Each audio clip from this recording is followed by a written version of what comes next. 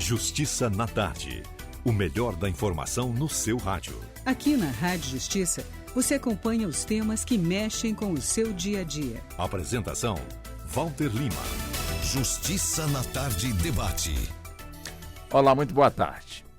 Vamos nós iniciando a partir de agora mais uma edição do Justiça na Tarde Debate.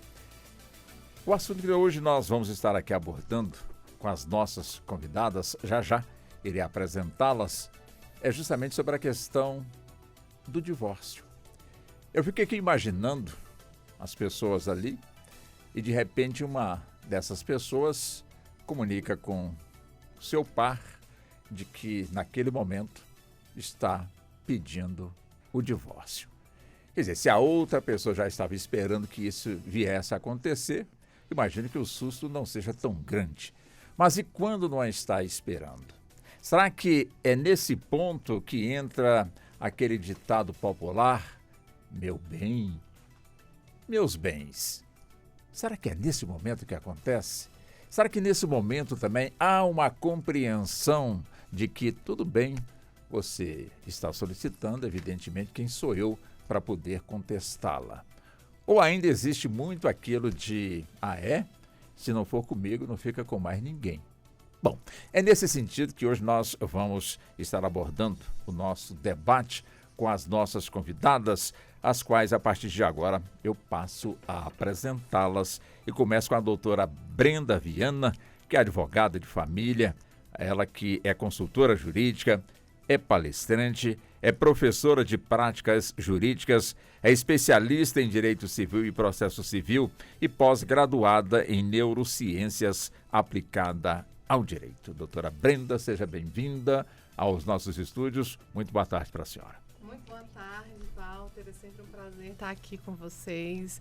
Hoje a gente vai ter uma tarde debatendo um assunto muito importante, né? Então eu quero agradecer a oportunidade de estar aqui e também quero aqui dar boa tarde para as minhas colegas que estão aqui conosco. Tá certo, as quais eu também vou cumprimentá-las e começo com a doutora Kelly Assunção. Doutora Kelly, ela que é advogada inclusiva de família, preside a Comissão de Tecnologia e Direito de Família do IBDFAM, DF. IBDFAM é o Instituto Brasileiro de Direito de Família, é pedagoga inclusiva e coordenadora geral de educação da APAI DF. Né, doutora Kelly? Seja bem-vinda também, mais uma vez. Muito obrigado por atender ao nosso convite. Boa tarde. Boa tarde, Walter. O prazer e a alegria é sempre meu de estar aqui na sua companhia por tanto tempo, né? Desde a infância a gente tem uma história aí para contar. Certo.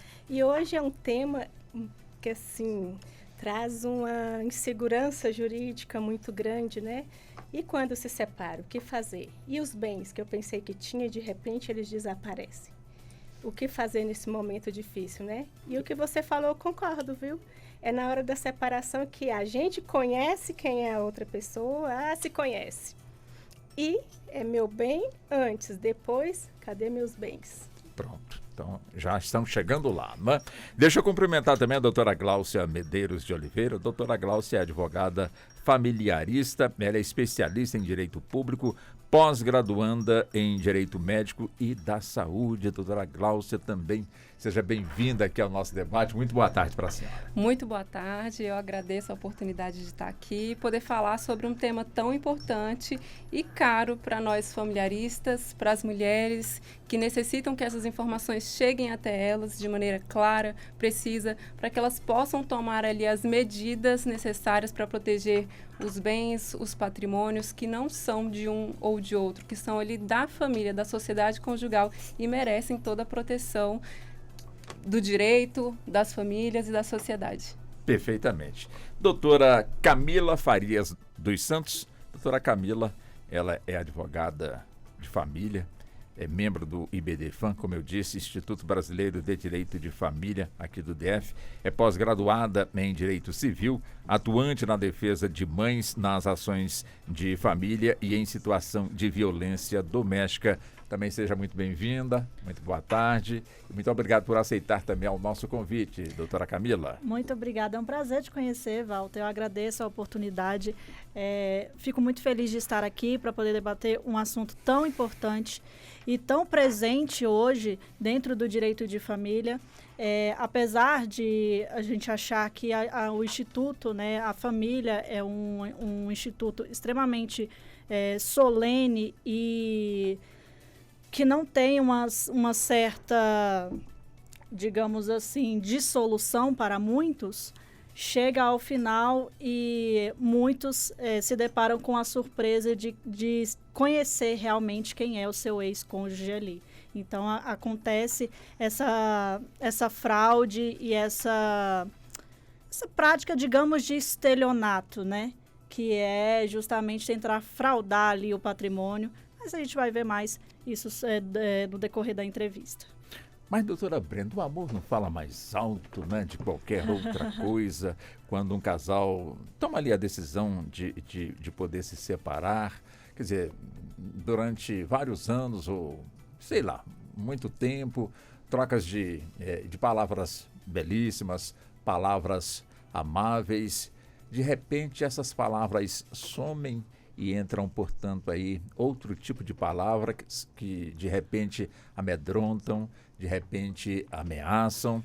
Mas para a gente poder chegar neste ponto do estelionato, como muito bem definiu ali a doutora Camila, que são as fraudes, né? Onde, infelizmente, tem pessoas que procuram esconder os seus bens, já que sabe que vai divorciar, às vezes nem comunicou ainda que vai divorciar, mas começa já a escondendo para quando chegar na hora já está tudo escondido, não tem tanto muito trabalho. Mas nós vamos chegar lá, né? O divórcio, de alguma forma, ele, quando acontece, ele dissolve a família, ou se ele for muito bem feito, a família permanece, em que pese que os cônjuges, ou os companheiros, os parceiros não vão estar lá, mas presente debaixo do mesmo teto. Mas dissolve ou não dissolve a família o divórcio? O divórcio dissolve o casamento, né? Então, a gente deixa de ter marido e mulher, mas a gente não deixa de ter pai e mãe. A família deixa de ser nuclear para ser binuclear, né? E aí, a gente depois tem aquelas pessoas que vão vir agregadas àquela família. Então, o novo marido, a nova esposa, ou o novo companheiro, a nova companheira. Então, o divórcio, ele não dissolve, não elimina a família, ele dissolve o vínculo conjugal. Então ele amplia a família em determinados casos. Em todos os casos, se você for pensar, porque ele deixa de ser uma família nuclear, de um núcleo só, para se tornar uma família binuclear, não é verdade? Agora sim, lógico que a gente está aqui tratando de uma família que a gente vê que tem filhos, né? Sim. Então, talvez eu esteja falando e pensando numa família onde a pessoa casou, teve filhos e para sempre terá esse vínculo. Sim. Mas só para você ver, Walter, eu me divorciei em 2006. Em 2006, quando eu me divorciei, eu não tinha filhos. Então, eu tive aí a oportunidade de dissolver o vínculo conjugal e, com isso, também acabar com aquela família. Nunca mais precisei olhar para trás, né? Sim. Graças a Deus. Mas essa não é a realidade de todo mundo. Graças a Deus, né, Kelly? Amém, Jesus. Eu acho que é o que todo mundo gostaria, mas nem sempre dá, porque quando a gente está falando de uma família que tem filhos, né, para sempre aquele casal terá um vínculo. Doutora Kelly, a senhora sorriu bastante, né, doutora Kelly? E deixa eu levar essa pergunta também para a senhora, doutora. A senhora quer que eu passe para outro ou a senhora está tranquila? Fique à vontade. Então, por favor, conta para nós também sobre esse aspecto. Eu já passei pelos dois tipos de divórcio, com filhos e sem filhos. E é como a Brenda falou, quando você não tem esse vínculo, que são os filhos, né, que são vínculos para sempre, a família se dissolve ali no ato do divórcio, porque você não tem mais contato. Lógico que tem aqueles seres humanos super iluminados, sim, né? Que sim, continuam melhores amigos do prestativos. Sim, eu acho isso, assim, fantástico. Mas, assim, eu penso que eu me separei, eu tenho que ter um bom relacionamento em função dos filhos. Não sou melhor amiga, porque se fosse eu estava casada, né? Sim, sim. Mas quando eu me separei do pai dos meus filhos, o vínculo ficou. Sabe? São mais de 20 anos de separação. Minha filha Letícia tem 28, meu filho tem 25. E até hoje, vira e mexe, a gente se encontra, porque tem aniversário, tem encontros familiares. Minha filha mora fora, então a gente às vezes precisa discutir alguma coisa em relação aos cuidados com ela em outro país. Formatura, casamento, Formatura, né? meu filho casou, nós dois estávamos lá chorando copiosamente no altar. Que beleza. E olha que lindo, e achando lindo nossos filhos. E eu acho que é isso. No começo é muito difícil mesmo, sabe? Porque tem muitas mágoas, mas nada como o tempo, né? Nada como o tempo. Claro que a gente engole muitos sapos, e eu acho que eu tenho a impressão que a mulher, ela tem essa capacidade, essa resiliência maior de absorver mais coisas em função do bem-estar dos filhos. Mas é muito importante que a gente consiga essa mediação e esse diálogo saudável com o pai dos nossos filhos, porque nós vamos ter que conversar e que ter decisões juntas uma vida inteira, e daqui a pouco vem os netos, né? Sim. E Kelly, uma coisa interessante, você tem uma filha de 28 e o seu filho tem quantos? 25. Ué, mas com 18 anos não acaba a obrigação, não? Acaba a obrigação, mas o cuidado, o amor... É pra sempre, né? sempre. Já tá Então, sendo cobrado aí, tá vendo? É justamente o que eu quero dizer. Acabou Justamente. há muito tempo. Mas é justamente isso que eu quero dizer. Não é porque os filhos cresceram, não é porque fizeram 18 anos que deixaram de ser filhos, né? Exato. E que o pai deixou de ser pai e a mãe deixou de ser mãe, né? A gente pra sempre vai ter essa obrigação, a responsabilidade. Ela subsiste para sempre. Então, a parentalidade, ela não se dissolve. Deixa eu colocar na conversa também as demais, né, parceiras aqui, colegas, convidadas. Doutora Gláucia, quer dizer, é importante quando um casal vai se separar que pelo menos, se tiver filhos, que foque realmente no esforço de, como já disseram aqui as nossas convidadas, né, que a senhora também é a nossa convidada, no sentido de dissolve o casamento, mas não a família. Quer dizer, é importante ter essa visão, ter esse foco, até mesmo para enfrentar um tribunal durante a partilha de bens, que é onde também nós vamos chegar. É importante já chegar na justiça com essa aparente tranquilidade resolvida?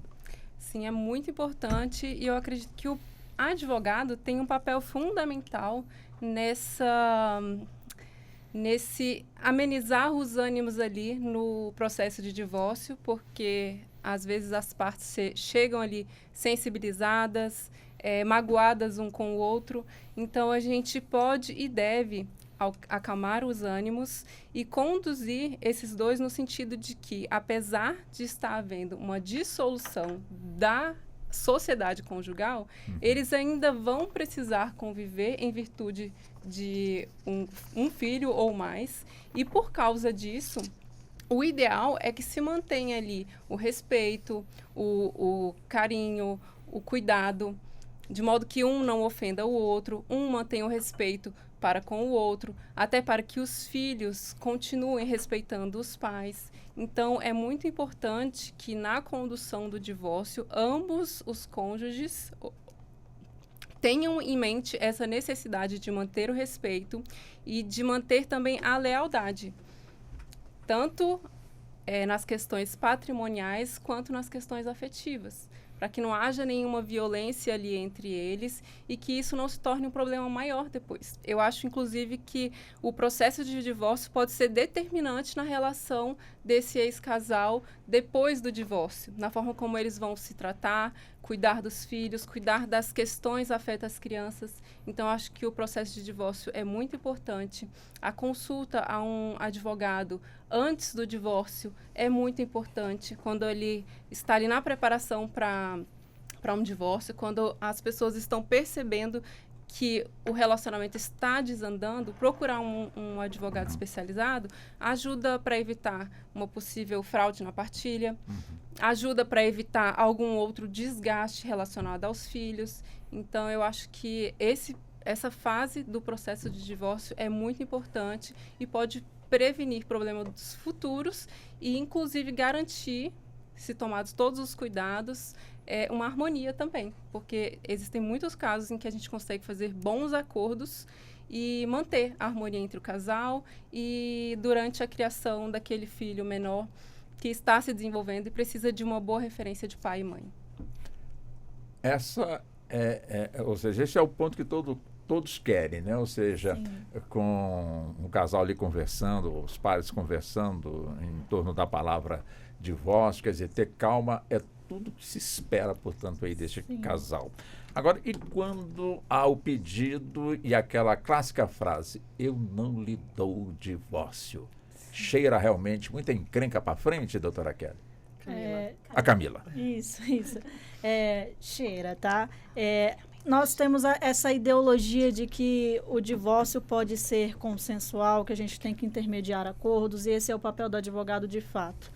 Porém, nem sempre isso é possível, né? Gostaríamos que fosse uma utopia, onde as pessoas realmente decidissem se separar e fossem tranquilas, viverem suas vidas felizes da forma que desejarem, mas não é assim que funciona na maioria das vezes.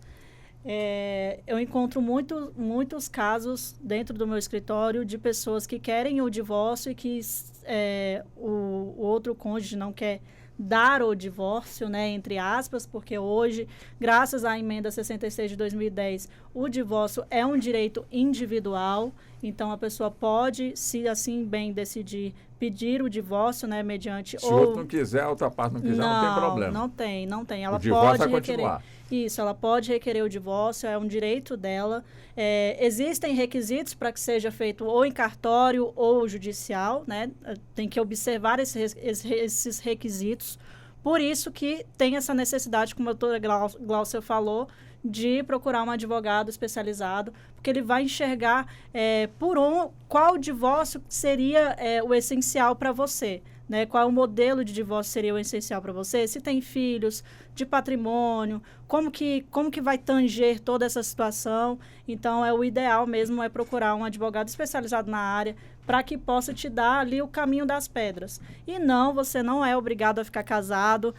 Graças a Deus, o direito ele vai evoluindo e só tem 61 anos que foi promulgado o Estatuto da Mulher Casada, que trouxe vários direitos ali para a mulher, que antigamente era 2 anos ali de separação, e aí depois tinha separação judicial, Desquite, depois separação. Isso, toda essa questão.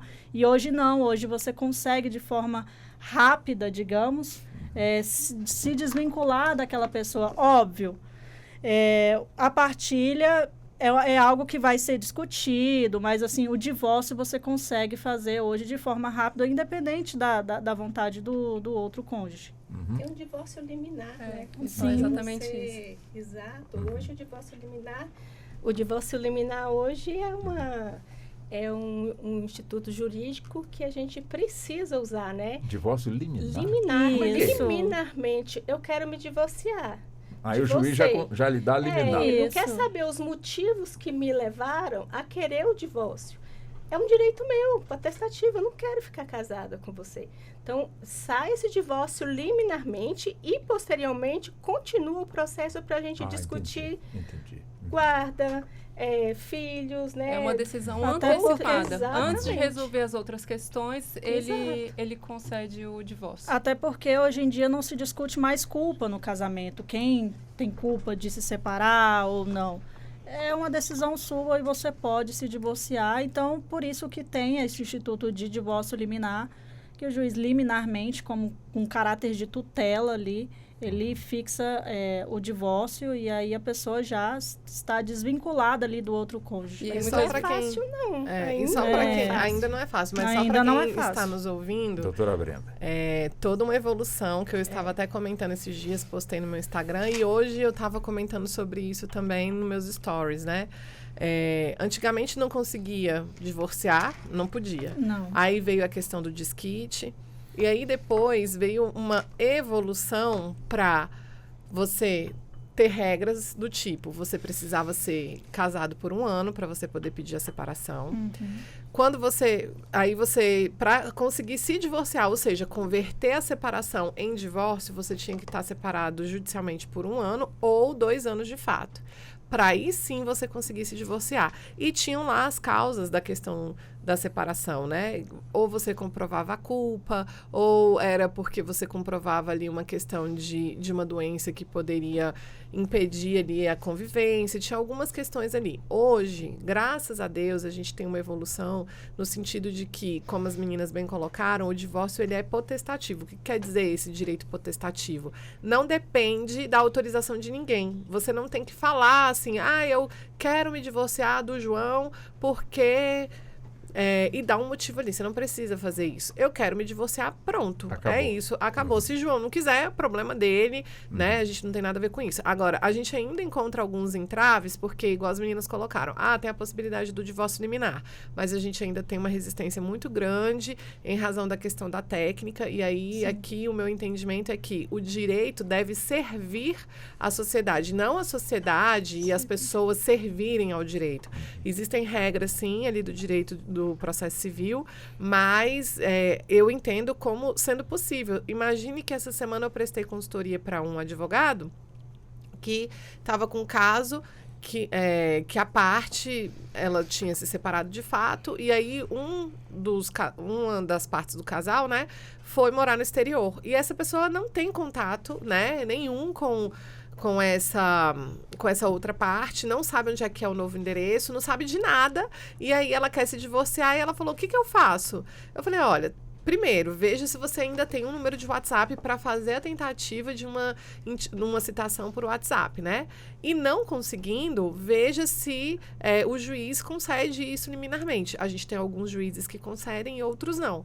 Mas já é uma baita evolução, e fica aqui também o meu clamor para que o nosso legislativo faça aí, né, a parte de poder nos trazer aí uma evolução ainda maior, que seria o divórcio unilateral, né? Ou seja, a pessoa ter a possibilidade de ir ao cartório ou até mesmo na justiça e poder fazer esse requerimento independente da outra parte. E ela conseguir ter essa decisão e a outra parte ser comunicada de que ela já está divorciada, né?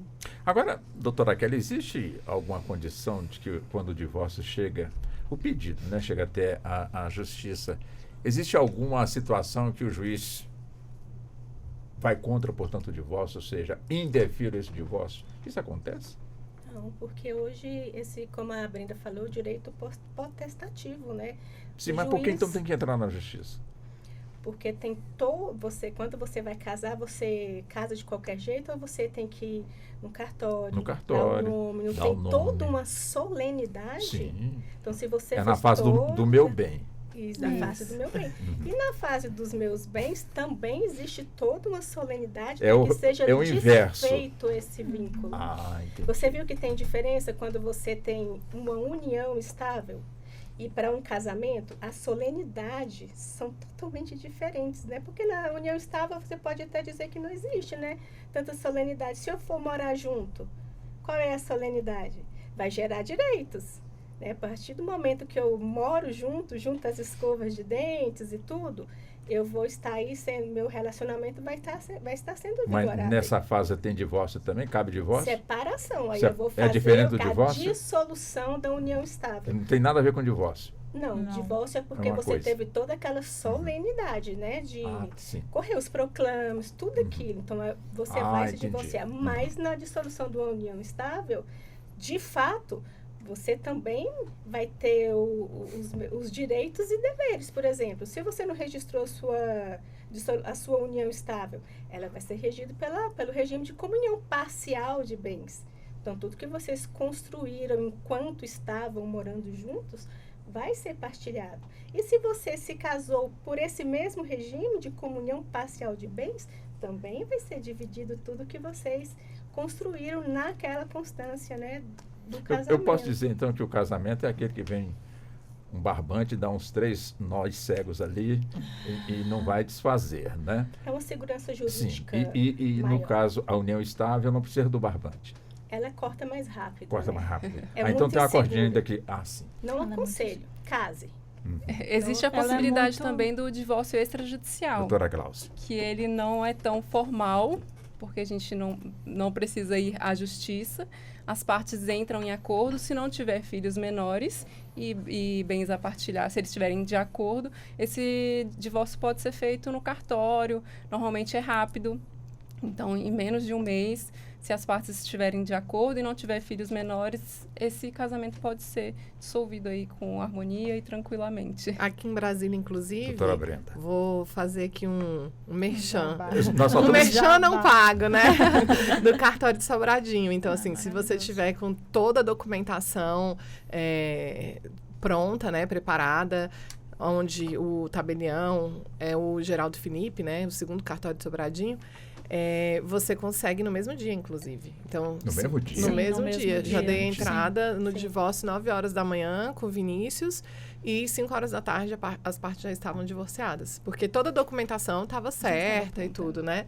E também a gente tem a possibilidade, porque você perguntou assim, por que precisa entrar na justiça? E a Gláucia trouxe a questão do divórcio extrajudicial, né? Que não precisa entrar na justiça, mas a gente também tem o divórcio pré-processual, que é dentro do Sejusc, né, do Centro de Judiciário de Conciliação, né, dentro do próprio Tribunal de Justiça, mas é uma reclamação pré-processual, é antes do processo, então nem se forma processo. E aí, aqui, em vários lugares do Brasil, a gente tem a possibilidade de fazer o divórcio extrajudicial, mesmo com filhos menores ou incapazes, desde que isso já tenha sido resolvido judicialmente, né, e no pré-processual, você pode fazer isso com filhos, com partilha, porque passa pelo Ministério Público e é homologado pelo juiz também. Então, não necessariamente a gente precisa ingressar com uma ação litigiosa ou uma ação consensual para poder desfazer esse vínculo. A gente só está esquentando aqui para chegar no ponto aí da fraude, né? Muita gente quer saber que história é essa de fraude na partilha de bens quando o divórcio está ali sendo processado. Já nós vamos chegar lá, doutora Camila. Mas antes eu gostaria de saber da senhora o seguinte. Dizer, qual é o divórcio que, de alguma forma, dá mais trabalho para acontecer? Aquele divórcio em que existem bens e muitos bens, ou é aquele que não tem bens algum, a não ser uma casa que o pessoal reside, um gatinho, um cachorrinho, talheres, Sim. enfim, quais são nesses dois tipos de divórcio, qual que dá mais trabalho e o que dá menos trabalho, evidentemente? Nenhum e nem outro. Sério? O que dá mais trabalho são os divórcios que não têm nenhum tipo de acordo. É que as partes brigam o tempo inteiro por cada coisa, cada colher, cada prato, cada copo. Doutora? Eu já tive que fazer partilha de piso. De piso? Piso. Mas como assim? Agora eu fiquei curioso. Piso. Eu acho que era em torno de 150 pacotes de porcelanato. Sei. E aí eu tive que fazer a partilha desse piso, porque eles não entravam em consenso. Ela queria o piso para poder reformar a casa que tinha comprado posterior ao casamento e ele não queria deixar. E aí ficaram brigando por conta desse piso e eu tive que fazer a partilha do piso. Então, assim, o divórcio mais difícil de se fazer é aquele que não tem acordo. É aquele que as partes não param de brigar o tempo inteiro por tudo. Não é tão difícil assim fazer um divórcio que tem uma grande gama de patrimônio. Se as partes estão de acordo em partilhar, você faz a partilha, fica lá como está regido. Já estão na lei, né? Como está regido no próprio Código Civil. Aquele regime que ambos escolheram ali antes de casar, partilha-se, separou, vai todo mundo para sua casa, todo mundo feliz com o seu dinheiro. O divórcio difícil mesmo de fazer é aquele que as partes não entram em acordo, as partes não se entendem, as partes discutem o tempo inteiro sobre tudo. Mas não se entendem é porque um quer prejudicar o outro, não quer ceder, para atrapalhar mais ainda? Tem essa briga de ego. Tem essa briga também pela questão dos filhos, né? Porque muitos... eu vou falar uma coisa aqui que é bem polêmica, mas uma das formas de atingir uma mãe é ir atrás dos filhos. Se a mãe entra com um divórcio, o que o pai faz? Pede a guarda. E aí chega no divórcio, se discute pela partilha. Aí discute pelo prato, pelo copo, por tudo. E aí vai brigando, e vai trazendo uma exaustão mental para outra parte. E as partes ficam conflitando. Chega um momento que eles brigam tanto, que chega no final do processo, não tem nem patrimônio mais, porque se deteriorou o patrimônio inteiro. Nossa. Porque de tanto que brigaram, demora 5, 4, 3 anos ali para partilhar um patrimônio, porque não entram em acordo, e aí precisa o juiz decidir. E aí, chega no final, não tem patrimônio mais, e as partes estão extremamente desgastadas. O pior divórcio de se fazer é esse. E também tem aquela coisa, né, Walter? Doutora Brenda. Que as pessoas, elas querem, né? Elas estão vinculadas pelo amor, na hora que vão se casar, mas às vezes elas também querem continuar e permanecer vinculadas pela dor.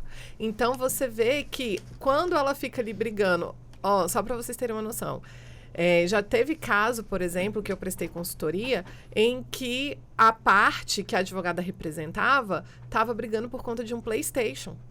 Porque a gente sabe que existem bens digitais, né? O cara já tinha investido mais de 30 mil reais em questões de jogos online que ele jogava. E ela, mas tem a skin e tal, e a skin e tal. Eu falei, gente, mas não tá no PlayStation, tá no jogo. O jogo, né?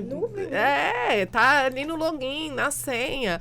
Não é assim, né? E aí ficava ali brigando por conta da questão do PlayStation. Mas é por conta da questão do PlayStation? Não. É porque o divórcio, ele tem 5 fases, né? Porque são as fases do luto. Tem ali a fase da não aceitação, Então, né? vamos começar para a primeira fase. Qual é a primeira fase? Agora A fase da raiva. Da raiva.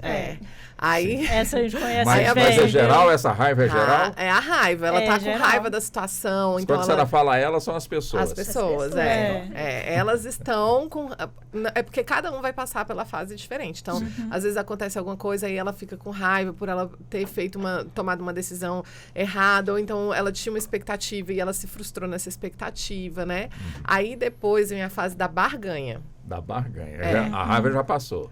A raiva passou. Aí ela começa assim, acho que não vai se divorciar, não. Falou que ia se divorciar, mas não vai se divorciar, não. Ou então começa a tentar um acordo, né? Para aquilo dali, não realmente aquele casamento não acontecer. Depois ela entra na fase da depressão.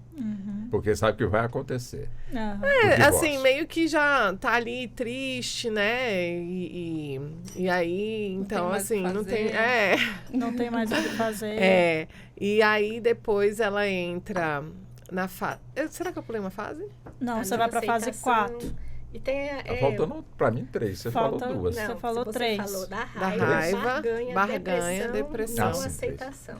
E não aceitação. Não, que aí era depressão, né? Sim, Tem a fase do orgulho ferido? Mas não tem aquela fase da alegria? Porque tivemos um aí que divorciou e saiu dando cavalhota na rua. Mas aí essa daí é a fase da aceitação. Tudo da depende. aceitação. E a fase que tá tudo bem e a outra parte vê o outro com outra pessoa, meu Deus do outro céu. novo relacionamento. Aí é uma outra fase. Aí começa tudo de novo. Aí tudo depende de como você encara o divórcio, né? Tem pessoas que encaram de uma forma e tem outras que encaram de outra.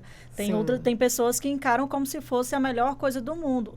E talvez seja dependendo da situação que essa pessoa levava o seu relacionamento. Aí vale a pena dar cavalhota. Pode ser o caso, né? pode ser o caso. Eu falei aqui, ó, eu tinha falado não aceitação, né? É a negação, é a primeira fase. Nega, não tá acontecendo isso. Depois entra na fase da raiva, né? Tá. Aí fica com raiva porque tá acontecendo. Depois entra na fase da barganha. Depois entra na fase da depressão, né? Que aí fica triste, fica deprimido, se sente frustrado porque aconteceu aquilo. E depois entra na fase da aceitação. Aí é aquela pessoa que tá dando cambalhota lá do lado do lado de fora, né? Então, e o que acontece?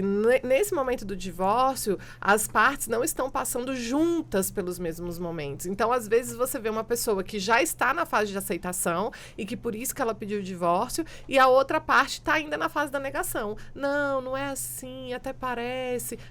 Que nada, que vai se divorciar o quê? Né? Então, por isso que pode existir muito conflito, né? Doutora Gláucia, quer dizer, como foi dito aqui pela doutora Kelly, né? Ou seja, o casal está ali, de repente resolve se separar, cada um vai para o seu lado. E geralmente, quando cada um vai para o seu lado, esse casal só tem um imóvel, ou seja, uma casa ou um apartamento. Quer dizer, um tem que sair para o outro ficar. Ou pode também ter o entendimento para que os dois fiquem, cada um respeitando a intimidade do outro, não cobrar a hora que sai, a hora que chega, nem se vê o outro com outra ou a outra com outro. Quer dizer, essa fase, ela pode também acontecer? Isso existe?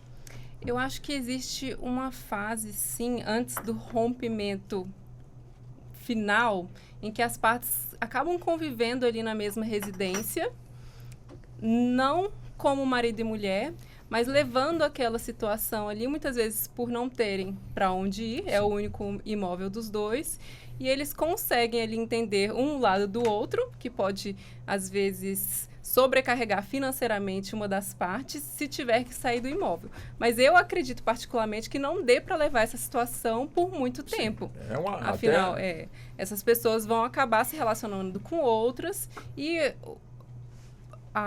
o outro ex-cônjuge pode se sentir ferido, desrespeitado.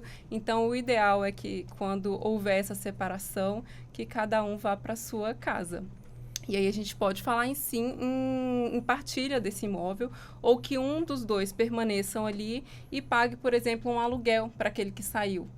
Então, existe essa possibilidade para que as duas partes estejam amparadas ali e não hajam mais brigas. Agora, ficar os dois ali dentro da mesma casa, eu acho um pouco complicado. Mas você acredita que eu conheço um casal que mesmo depois do divórcio, mesmo depois de partilhar da casa, como era o único imóvel que eles tinham, se vendesse a casa, nenhum dos dois iam conseguir comprar. Então, o que eles fizeram? Eles, de fato, dividiram fisicamente a casa, metade para cada um, entendeu? E eles continuaram morando no mesmo muro imóvel. no meio da casa.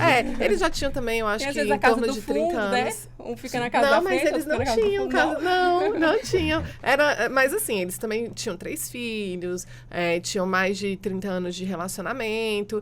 E aí eles estavam numa fase da vida que realmente eles só não queriam mais ter aquela obrigação ali, né? Enfim, e eles se divorciaram e continuaram tendo um relacionamento íntegro, né, por conta dos filhos, que também já eram maiores, mas se vendesse o único imóvel, eles não tinham aonde morar. Então, eles continuaram morando na mesma casa. Doutora Kelly, existe divórcio entre casais homoafetivos? Com certeza. Do mesmo jeito que os casais heterossexuais não chegam ao fim o relacionamento é a mesma coisa. Mesma coisa. E aí as brigas também são as mesmas quando tem brigas ou quando há o entendimento total. Tem filhos em comum, vão brigar pela guarda, vão tentar acordo para partilha de bens, tudo igual. São os mesmos direitos. É uma forma de família também. Mas tem que ter um papel, ou seja, tem que ter o casamento. Não, ele pode também estar em união estável de fato. O casamento também pode acontecer. Pode acontecer. E ontem nós tivemos uma decisão aí super diferente, né? Qual foi, doutora Kelly? Foi autorizado o relacionamento, o registro, né? Sim, poliafetivo. Poliafetivo. 2 mulheres e um homem. Onde é que foi registrado, doutora? Foi aqui em Brasília? Foi no Sul. A decisão foi do Rio Grande do Sul. No Brasil, né? No Brasil. Eu pensei que fosse em Brasília. Lembrando que o CNJ já tinha proibido, porque antigamente as pessoas faziam uma escritura pública registrando ali esse contrato relacionamento. De gaveta. Não pode. Qual que é o relacionamento mais famoso, né, poliafetivo? Do Catra, vocês lembram? Sim. Aquele banqueiro, né, que ele chegou... Faleceu recentemente. 52 filhos, 4 mulheres, enfim. E aí tinham cartórios que faziam ali uma forma de registro e o CNJ falou, não pode, porque a gente tem a questão do crime de bigamia, né, que a gente tem algumas questões ali que ele vetou. E aí, como a Kelly bem colocou, foi agora dada essa decisão de reconhecimento desse relacionamento. Então, foi feito o divórcio e o reconhecimento da união dos 3 e uma delas está grávida. Exato. Inclusive, já tem autorização para registrar quando a criança nascer em nome das 2 mães e do pai. Olha só. Explica para nós, só para ouvir que não sabem do que vem a ser esse ordenamento jurídico. Ou seja, 3 pessoas... Essa decisão, referente a essa decisão. Acho que ele está querendo saber sobre o que é relação poliafetiva. Poliafetiva, que não são 2 pessoas, o homem e a mulher, ou a mulher e a mulher 2 mulheres e um homem, ou um homem e 2 mulheres. Ou como o Mr. Krata, um homem e 4 mulheres. Mais de 2. Vamos colocar assim, um relacionamento conjugal. Ali. A nossa lei não permite. Não. O que chamou a atenção é que no país surgiu essa decisão permitindo. Exatamente. Que evidentemente vai ser questionada. Ou e não. vai abrir caminho para outras decisões, porque aqui em Brasília mesmo nós temos um casal bem famoso, um trisal, que são 2 mulheres e um homem. Até a Cátia Damasceno veio, fez o casamento, né, simbólico ali. E no Brasil afora tem muitos casais, trisais, ou mais de 3, vivendo essa relação. É uma família, e é uma família, você vai questionar o que está acontecendo dentro da casa do outro? Agora eu quero ver, e se nesse ordenamento trisal, né, que se fala, pode ter divórcio? Sim. Agora, você imagina o divórcio disso pensou, daí, gente? hein? E aí? Você imagina... Divisão Não, de você bens, e a imagina, guarda dos Kelly. filhos? Nossa. Kelly, você E a imagina aqui a convivência? situação. A guarda compartilhada. Tem 3 pessoas ali. Aí, um quer sair. Já pensou 2 contra 1? Não, de repente 2 querem que um saia. Ainda tem isso Vamos ainda. colocar dessa forma, né? Fica melhor. E aí não vai como é ser que 50, fica? 50 para cada um, vai ser 25 praticamente para cada um, porque até que 33, né? 33 para É, cada do um na hora da patrimônio vai dividir divisão. por Nossa, 3. que divórcio complicado que seria. Não, esses Não, e com na hora de certeza divisão? precisam de um pacto bem feito. Com com certeza. Não, certeza. Sucessão no inventário.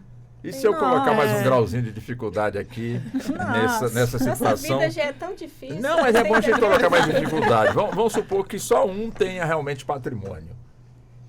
Chegou para essa união, só um tem o patrimônio e é esse que justamente não quer o divórcio, os 2 outros querem. Quer dizer, os bens, quando eles se uniram, o bem de um passa também a pertencer aos Não, demais mas ele ou já não? chegou com esse Depende do patrimônio. regime. Mas depende aí do o regime, né? depende do Se for- regime. Não, mas no caso de um trisal, não vai ter depende do regime, porque ele vai estar numa união estável de fato ainda. Não, né? mas na união estável de Por fato... enquanto. Doutora Então, Brenda e que doutora dia- Kelly, aqui Olha lá, debatendo na com a união estável doutora de fato é Camila, possível fazer o com a reconhecimento, doutora Gláucia. a declaração, Sim. ou o termo de declaração, ou ainda uma certificação eletrônica estabelecendo essa união estável, só que isso não era possível com 3 pessoas, é por isso que a gente precisa regulamentar. Mas, assim, é possível escolher o regime de bens mesmo na união estável. Então, a Sim. partir dessa decisão, eu acho que a gente Registrada, vai... né, Brenda? então... Sim, mas de fato, eu vou Mas aí morar eu entendo- junto, mas olha é só, a gente comunhão pode- parcial. Mas Eu olha causei só, confusão a entre gente vocês? pode fazer Não. contrato de união estável particular. Então, mesmo que o CNJ vete, eu entendo que eles podem procurar um advogado, fazer esse contrato e pleitear na justiça como foi pleiteado.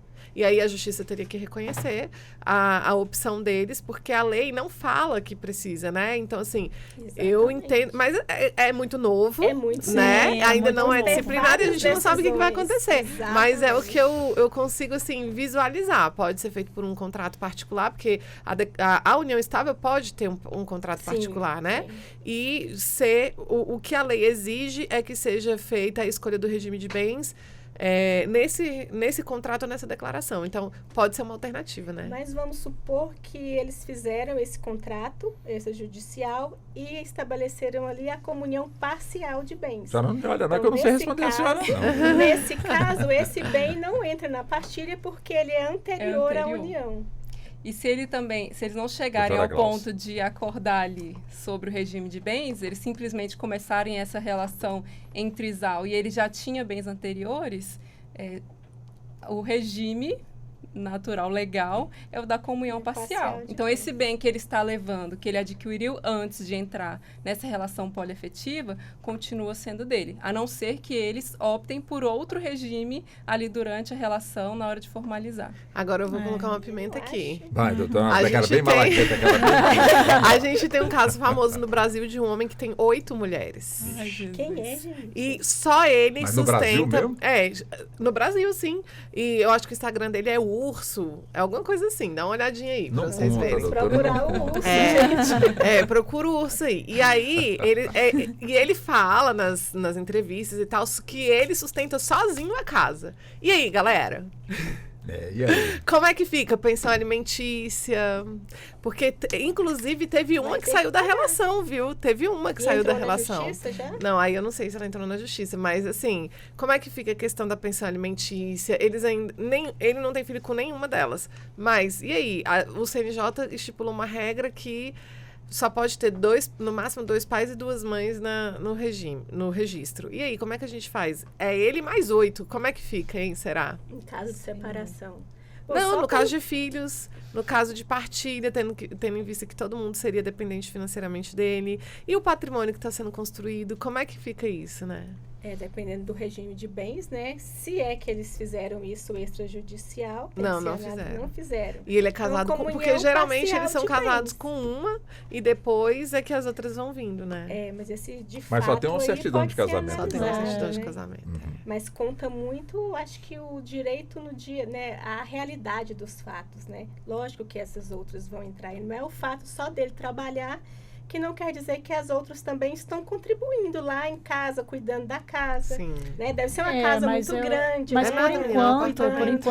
enquanto as decisões estão rolando e decorrendo, nesse caso que a doutora Brenda pontuou, ele pode ser casado com a primeira mulher, né? E aí o reconhecimento de união estável das demais não poderia, porque não pode ter um relacionamento concorrente. Esse é o grande problema, né? Porque não pode, a gente tem no judiciário o entendimento, inclusive isso porque a gente está falando tudo isso bigamia. para o divórcio, mas tudo isso tem reflexo na área previdenciária e sucessória. Sim. E aí, olha só, ele morre, como é que fica a pensão?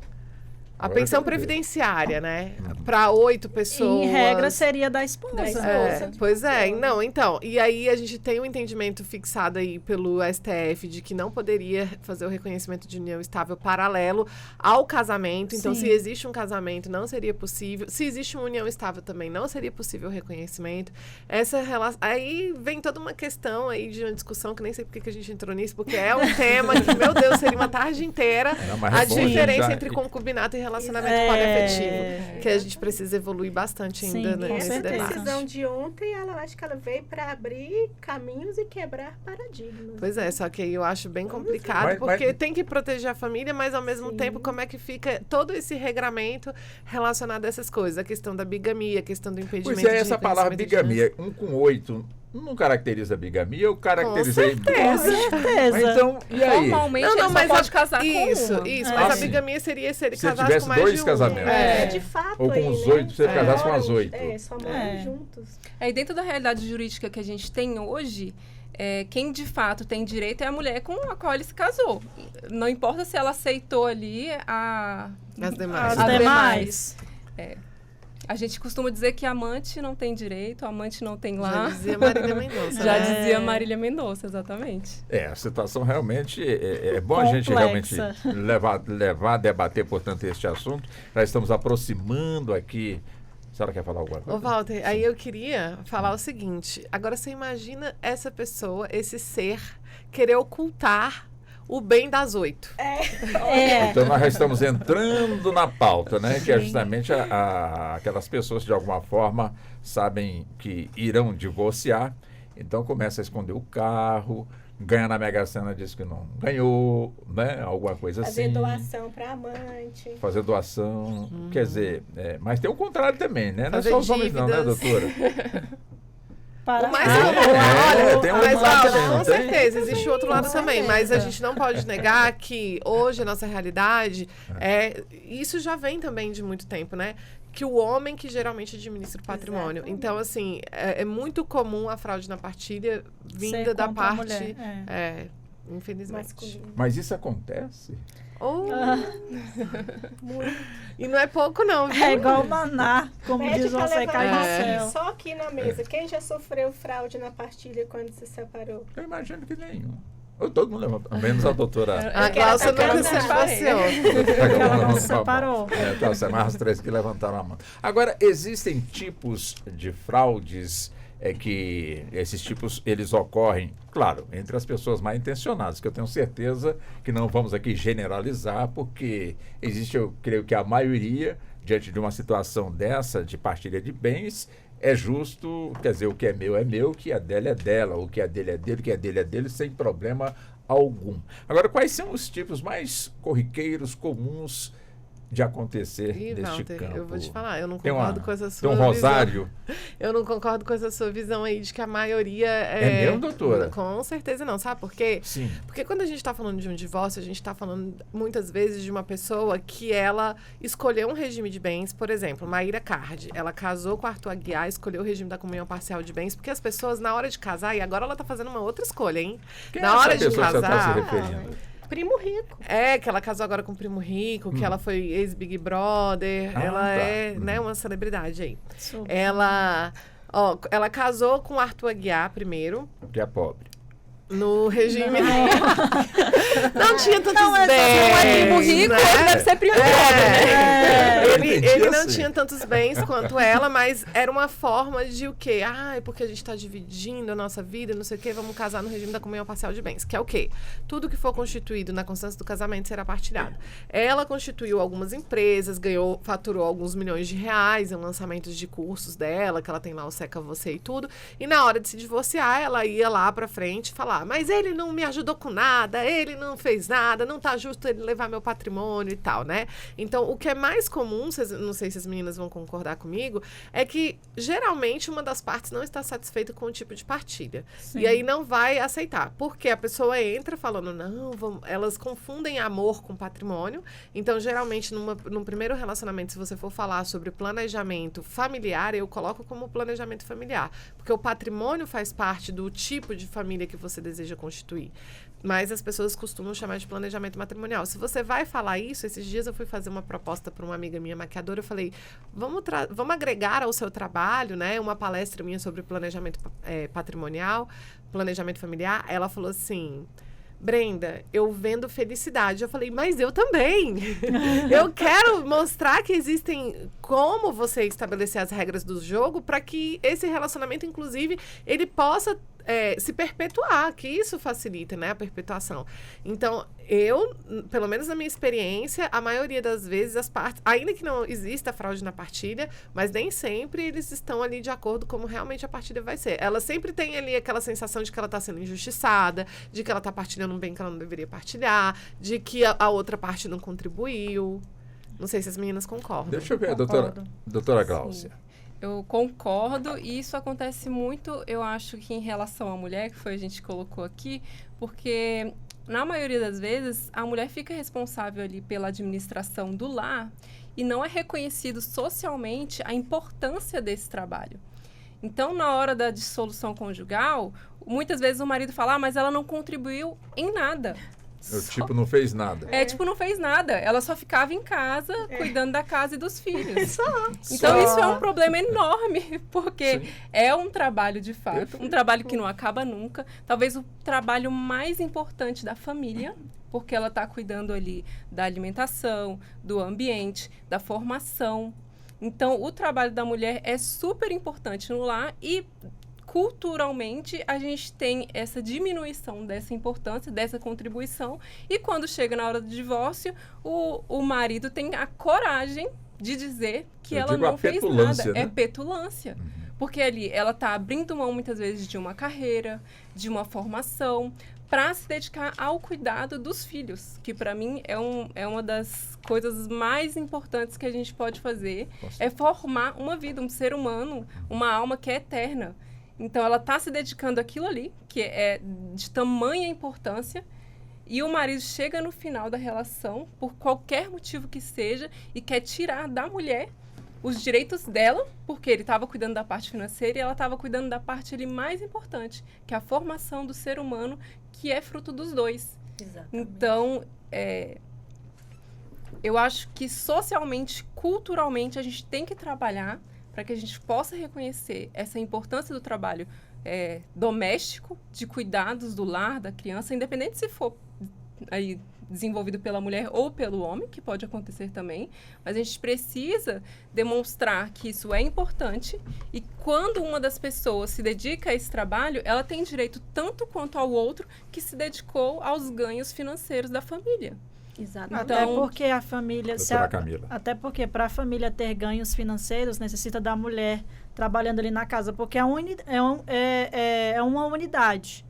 Então, para que o homem cresça financeiramente, a mulher tem que estar ali junto com ele, cuidando da casa. Porque se não estiver ali cuidando da casa e dos filhos, rola um desequilíbrio na família. Então, assim, é o que a doutora Glaucia pontuou. O trabalho, o capital invisível investido, de fato, ele é pouco valorizado e também criticado por muitos, porque tem muitas mulheres que escolhem cuidar dos filhos, da casa, e que posteriormente são criticadas por isso, por essa escolha. E eu acho que a mulher, quando ela cuida da sua casa, ela cuida dos seus filhos, ela está cuidando do seu bem mais precioso, como disse a doutora Glaucia. E aqui eu acho importante só fazer um alerta. Porque, assim, seria ótimo se fosse uma questão de escolha. A mulher tem o direito de escolher tudo, né? Tem o direito de escolher sair para trabalhar, ela tem o direito de escolher ficar em casa e fazer essa parte, né, de cuidado com a família.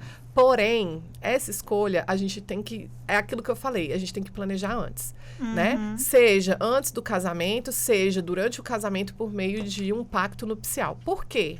Porque o judiciário não vai referendar essa escolha. Ele não vai chancelar essa escolha. Na hora que aconteceu um divórcio, 20 anos, 30 anos depois, e essa mulher passou uma vida inteira dentro de casa, o judiciário vai falar o seguinte: casamento não é garantia de salário, não é garantia de dinheiro, né? Vai falar que essa pessoa com 40, com 50 anos de idade, ela tem que voltar para o mercado de trabalho, porque ainda que ela não seja contratada formalmente, ela tem capacidade de gerar renda.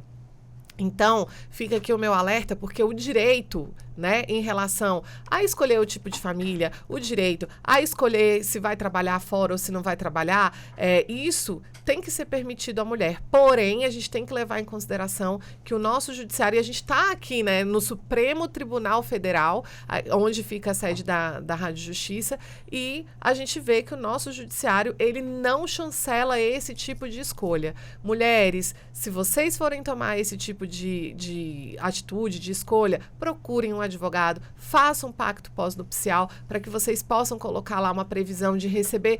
Pacto nupcial não quer dizer que está planejando o divórcio, não, gente. Você pode colocar lá, eu vou ficar sem trabalhar, mas eu vou receber mensalmente uma quantia, né? Eu vou ser indenizada anualmente ou mensalmente. Se acabar o relacionamento, eu tenho uma segurança de que existe aqui um patrimônio seguro. Então, a gente precisa realmente reforçar essa questão, porque não é só uma questão de escolha nesse caso. Doutora Kelly, quer dizer, claro que quando... Num relacionamento marido-mulher, mulher-marido, o marido chega em casa, a mulher, enfim, já preparou tudo ali, como acontece nas famílias tradicionais, e ele sempre pergunta: e aí, como é que foi o dia? E as crianças se comportaram bem? Como é que foi na escola? Ela responde ali, uma conversa tranquila, mas ela pode também no seu serviço, como é que foi, faturou quanto hoje, como é que foi aí a contabilidade, você tem uma cópia aí para eu ver como é que foi, o que saiu, o que entrou. Ela teria esse direito também de indagar? Sim, eles não estão numa sociedade conjugal. Mas isso não acontece. Não, porque nós mulheres, nós fomos criados numa sociedade extremamente patriarcal e machista, que o homem é o provedor, o homem é o dono do dinheiro. Eu tenho um exemplo muito claro dentro da minha casa, minha mãe, mas o meu pai. A minha mãe nunca teve contato, nunca soube qual era a conta bancária. E ela tinha conta conjunta.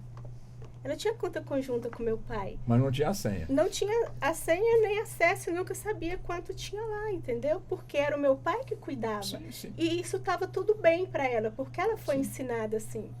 Hoje, se for falar assim, nós, quantos... Eu falo por mim. Se eu perguntar quanto que eu tenho na aplicação tal hoje, eu não sei te falar.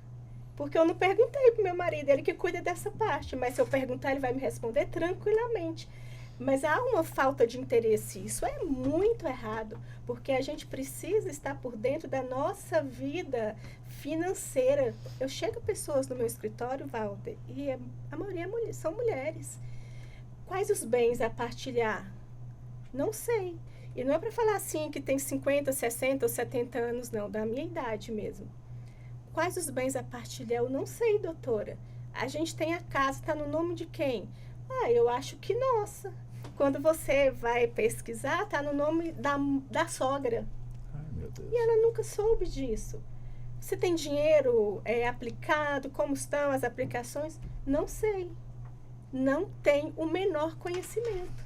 Aqueles carros também não sabe se está no nome. E o pior caso é quando a pessoa trabalha, né? Ou seja, concursada, tem contra-cheque e no final do mês entrega aquele salário para o marido administrar. Se ela precisar comprar uma maquiagem, um batom, ela precisa pedir. E às vezes é negado. Porque ele é o provedor do lar, ele que sabe onde gastar. E às vezes é negado e muitas vezes é negado. Doutor, já estou com raiva desses homens. Inclusive, essa é uma das formas mais comuns de fraude na partilha, é colocar o patrimônio no nome da família, do pai, da mãe. O assunto fraude já está, portanto, no nosso radar, já está no foco. Uma hora já se passou, nós vamos então para o intervalo.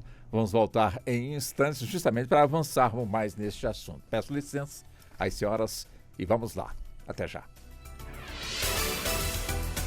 Você está ouvindo Justiça na Tarde.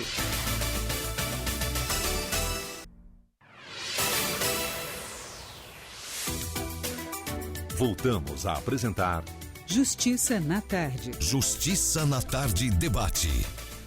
E vamos nós, já são 16 horas mais 5 minutos, já estamos entrando na segunda hora do nosso debate. Debate hoje que estamos aqui desenvolvendo com as nossas convidadas, a doutora Gláucia Medeiros de Oliveira, que é advogada familiarista, especialista em Direito Público, pós-graduanda em Direito Médico e da Saúde. A doutora Camila Farias dos Santos, que é advogada de família, integra o IBDFAM. IBDFAM é o Instituto Brasileiro de Direito de Família, a seccional aqui do DF, ela que também é pós-graduada em Direito Civil, atuante na defesa de mães nas ações de família e em situação de violência doméstica. Temos também a doutora Kelly Assunção, advogada inclusiva de família. Presidente da Comissão de Tecnologia e Direito de Família do IBDFAM DF, pedagoga inclusive, coordenadora geral de educação da APAI DF. E também a doutora Brenda Viana, advogada de família, advogada consultora jurídica, palestrante, professora de prática jurídica, especialista em Direito Civil e Processo Civil, pós-graduanda em Neurociência aplicada ao Direito, doutor Brenda. Então vamos nós aqui. A pauta hoje aqui está bem assim, simplificada. Fraude na partilha no divórcio. Eu não acredito que isso acontece. E não é pouco não, viu? Agora, antes da gente entrar aqui, deixa eu fazer um merchan meu. Quero convidar os ouvintes que estão aí do outro lado, que são apaixonados ou querem saber mais a respeito do direito de família, a me acompanhar tanto no YouTube quanto no Instagram, @advogada de família. Tem no TikTok também, tá? Então basta ir lá, @advogada de família, todos os dias pílula diária sobre direito de família, inclusive falando sobre divórcio, fraude, enfim. É o que mais acontece, viu? Vamos falar o que é fraude na partilha aqui para as meninas darem continuidade aí. Fraude na partilha, Walter, acontece quando a pessoa, porque ela sente que ela quer se vingar da outra pessoa, ou porque ela acha que ela tá tendo um prejuízo, enfim. O que ela faz? Ela reduz o patrimônio, ou ela oculta o patrimônio. Enfim, ela desvia esse patrimônio para que a outra parte não receba a parte dela, a parte real que ela teria direito, né? O casal tem uma casa. Como é que eu vou esconder uma casa, já que a minha intenção é divorciar? E de repente, como é que eu vou esconder abrir um buraco, enfiar a casa lá dentro? Não vai ver? Como é que é isso, doutora? Eu não estou entendendo. É a forma exatamente. Eu posso ocultar com atos a título gratuito ou com atos a título oneroso. Por exemplo, título gratuito. Eu dou essa casa. Vou fazer uma doação para minha mãe, ou para o meu filho, ou para a amante. Ou posso fazer uma simulação de venda. Vou vender essa casa, falo para minha esposa que foi um valor muito menor. E cadê essa transação? Cadê o dinheiro disso aí? Escondi. Nunca houve essa venda. Então, tem várias formas. Olha só, já te dei 3 aqui. E aí, gente, mais alguma? E não só de casa, também de direitos. Digamos, por exemplo... Camila. Direitos trabalhistas, indenizações, esconder esse dinheiro em alguma conta, ou a própria esposa não sabe nem que o marido processou a empresa, por exemplo, saiu da empresa, processou a empresa por um direito trabalhista que ele não veio a receber. E aí ele recebe uma indenização, essa indenização ele coloca numa conta, Não conta para ela. acabou, fica para ele. Ou outras formas, né? Que a gente fala de... E as Que aí, dívidas, né? tem formas mais sofisticadas de fazer fraude, que é justamente pegar o patrimônio e colocar no nome da empresa, né? Aí já entra numa outra questão. Numa fraude societária. Holding também está sendo muito usado para isso. Nós vamos chegar lá, vamos chegar até no paraíso fiscal. Já a gente caminha para lá. Criptomoedas. É a mais nova. Também. É a mais nova. É igual você pegar patrimônio transformar e comprar joias, por exemplo, que daí é fácil de você vender, se desfazer ou ocultar. E criptomoedas, porque a gente tem forma de aquisição dessa criptomoeda por mineração. E aí a justiça, ninguém consegue pegar isso. Quer dizer, não é que não consegue, é muito mais difícil, né? A senhora não está ensinando o pulo do gato aí, não? Não, porque não é impossível, né? Não é impossível. Mas as pessoas fazem isso, às vezes, e principalmente, vou deixar aqui o pulo do gato, então, para aquela outra parte. Como é que a pessoa faz, então, não, mas ninguém descobre. Mas eu vou falar para ela se proteger, que é o quê? Ouvir o marido ou a esposa falando sobre criptomoedas, bitcoins, em conversa com alguém, pode ter certeza que ele tem ou está interessado em ter. Por quê? Porque a gente, né, só vai conversar a respeito disso quando a gente realmente tem interesse sobre o assunto e tem conhecimento. Então, já fica esperta, porque se você acha que a parte tá ali conversando, tá ali, né, falando a respeito disso, é porque tem onde a fumaça, a fogo, já dizia minha avó. Ela pode até estar interessada em fazer um investimento em criptomoedas, mas tem que abrir ali para o cônjuge, falar, olha, eu estou investindo porque eu acho que vai valorizar. O ruim é quando a mulher está ali desprovida de informações. Eu costumo dizer que mulheres bem informadas não perdem os seus direitos. Isso porque quando elas sabem o que está acontecendo na sociedade delas, porque é uma verdadeira sociedade, elas sabem como se proteger. Elas sabem onde está e qual é o caminho para não deixar que aquele patrimônio saia ali do campo de visão dela e possa ser eventualmente doado, vendido por um valor inferior. Então, a informação, a busca pela informação, ela nunca deve parar. Tanto para poder saber reconhecer quando há uma fraude, quando um bem está sendo vendido, por exemplo, por um valor inferior ao de mercado, né?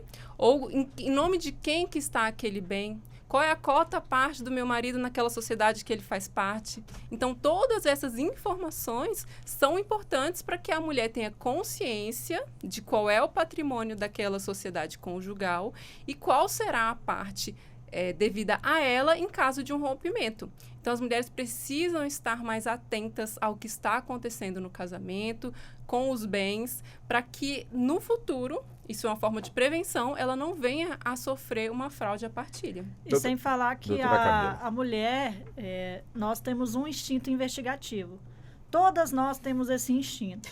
Então, assim, verificou que tem alguma conversa, alguma coisa assim suspeita, começa a gravar pelo seu celular, áudios, começa a buscar realmente se tem outro patrimônio, se ele está investindo em outras coisas. Porque, assim, utiliza o seu instinto investigativo que todas nós temos para buscar os seus direitos. Porque chega no final, você não sabe nem a que pé está a empresa que vocês dizem que é de vocês dois e que possivelmente pode não estar no seu nome, por exemplo, pode estar só no nome dele, você não sabe nem a cota parte que o seu marido tem naquela empresa, você não sabe nem quanto que aquela empresa fatura anualmente, por exemplo, você não sabe nada sobre o patrimônio de vocês dois. Aí chega no final, a chance de ter uma fraude é muito, muito, muito grande. Porque chega no final, o marido fala, não, você não fez nada, você cuidou só da casa, então ela não tem direito a essa parte aqui. Então, a partir do momento que você se mune de todas as possibilidades, investiga, pega provas, tenta constituir ali o mínimo de provas possível para você ter uma ideia de quanto é o valor do seu patrimônio, melhor é na sua separação que você consegue desvencilhar toda e qualquer fraude. E outra coisa, tá? Que eu vou deixar aqui, uma dica importante. Quando a gente está nessa fase conflituosa, qual a primeira coisa que geralmente as pessoas fazem? Bloquear no WhatsApp. Não faça isso. Vai lá e arquiva, silencia a pessoa se for possível. Quando você arquiva, já fica silenciado, né? Por quê? Porque um dia o cão atenta. E no dia que o cão atentar e que essa pessoa amanhecer emputecida, ele vai começar a ameaçar, vai começar a falar, vai falar... Vai entregar tudo. Entrega, gente. E é real. Eu sempre falo para as minhas clientes, quando elas vão lá, não bloqueie no WhatsApp. Não bloqueie, porque no dia que amanheceu de pá virada, que o cão atentou, entendeu? Ele vai querer vomitar as coisas lá no WhatsApp, ameaça e tudo, e aquilo dali é um excelente meio de prova. Então, não bloqueie. Doutora Kelly, quem estiver acompanhando o programa dentro de um carro e achar, programa chato, deixa eu tirar aqui da estação, é um bom sinal para manter realmente na sintonia do programa. Se tirar do nosso canal, porque tem culpa no cartório. Então não tira não, ela não passa recibo, né? Essas mulheres estão aí entregando ouro, como que pode? Eles têm que ficar com medo. Meu Deus, se a minha mulher estiver ouvindo isso... Mulheres não saiam da programação. Não deixa ele mudar a programação, continua ouvindo. Pronto. As coisas evoluíram, né, Walter? Exatamente. Na nossa época, a fraude aí, o que é que escondia a casa, né? Onde? Em cabeça de boi, lá na fazenda. Acontecia isso, Acontecia muito. A pessoa vende um imóvel, assim, compra em boi e deixa no pasto. Boi, cadê? A mulher passa a ver navios, né? Não compra mais. Hoje não, né? Vende ali o patrimônio, esconde em criptomoedas, em mineração, no mundo virtual. Olha como está mais difícil. Agora, a mulher que está, vamos colocar assim, né? O cônjuge que está em casa e não tem realmente essa... deixa tudo com a outra pessoa, que ela que resolve tudo, e ela que se envolve com os bancos, ela que faz os negócios. Quer dizer, acredita piamente, portanto, aí na outra parte. Quer dizer, isso de repente é um grande equívoco que no futuro ela pode realmente sofrer graves prejuízos, principalmente quando essa pessoa que está cuidando dos negócios chega até ela e diz, vamos nos separar. E você não tem direito a nada que você não construiu. É uma inocência muito grande, né? Chega a ser uma inocência muito grande, essa confiança 100%. Sim. E uma covardia do outro lado, né? Exatamente. Porque olha só, Walter, chega no final, você não tem direito a nada. Foi esvaziado todo o patrimônio. Eu pleiteio uma pensão alimentícia. Não, você ainda tem 40, 50 anos, você pode voltar para o mercado de trabalho. Você tem faculdade, eu paguei a sua faculdade. Walter, você pense no dia de hoje para voltar para o mundo do trabalho. Mas a justiça aceita esse tipo de argumento quando o assunto é judicializado? Já tivemos caso de uma sentença que o juiz falou que o ex-marido não era INSS. A mulher tinha 59 anos. A gente tem nas decisões trechos do tipo o divórcio, a pensão alimentícia não tem o objetivo de estimular o ócio. Exato. Então, por isso que a gente coloca esse tipo de coisa. Sim. Agora, sobre essa questão que você colocou para Kelly, eu vou falar o seguinte. Gente, eu não consigo me imaginar numa relação onde eu não consiga confiar e ter lealdade com uma outra pessoa. Agora, o que é importante é que a gente participe da vida, né? É que a gente saiba o que tem, o que deixou de ter, que a gente possa tomar as decisões também em conjunto, né? Assim, meu marido, por exemplo, eu sou casada no regime da comunhão parcial de bens, meu marido tem bens particulares. E quando ele quer vender um bem particular dele, ele me consulta, ele fala, olha, tava pensando em vender isso, o que você acha? Agora mesmo, é até da família dele, né? Não é nem dele, é dos pais dele. Ele, olha, a gente está querendo vender a fazenda, a gente recebeu tal proposta, analisa junto. Eu acho que isso é família, né? Se você tem um relacionamento diferente, no sentido de que tudo é calado, e outra, durante o relacionamento, muitas vezes acontece dessa pessoa, vou comprar um bem, eu vou colocar no nome do fulano de tal, da cunhada, da não sei o quê, sempre com uma justificativa de colocar bem no nome dos outros, é porque essa pessoa, por mais que ela tenha casado no regime da comunhão parcial de bens, ela não tem o real interesse de partilhar isso depois, caso venha acontecer alguma coisa. Então, é lógico, eu acho que ninguém casa pensando em se divorciar, eu acho que ninguém tem que ficar vivendo um relacionamento achando que eu tenho que ficar aqui me prevenindo porque vai que acontece alguma coisa, mas ela tem que viver e fazer parte da vida, e o patrimônio faz parte da vida dela, sabe? Agora, doutora Gláucia, filho, de alguma forma, impede tudo isso que nós estamos aqui pontuando, ou seja, uma das partes querendo esconder bem da outra parte para, de alguma forma, usufruir da maior parte. Mas quando tem filho, a situação muda ou essa espécie, vamos colocar assim, me permitam, de malandragem, ela prossegue? Eu acho que isso depende muito do caráter da pessoa. E quando ela tem um caráter de uma pessoa que é capaz de cometer uma fraude, ela faz com a mulher, com o filho, em outros negócios. Então, existem casos em que o pai deixa o trabalho fixo de carteira assinada para não pagar a pensão alimentícia para o filho. Então, quanto mais numa situação de divórcio, ele quer ficar com a maior parte do patrimônio, afete isso quem afetar. Ele quer ter o domínio sobre o patrimônio. Por mais até que ele vá pagar a pensão alimentícia depois, ele quer garantir que a maior parte do patrimônio fique com ele.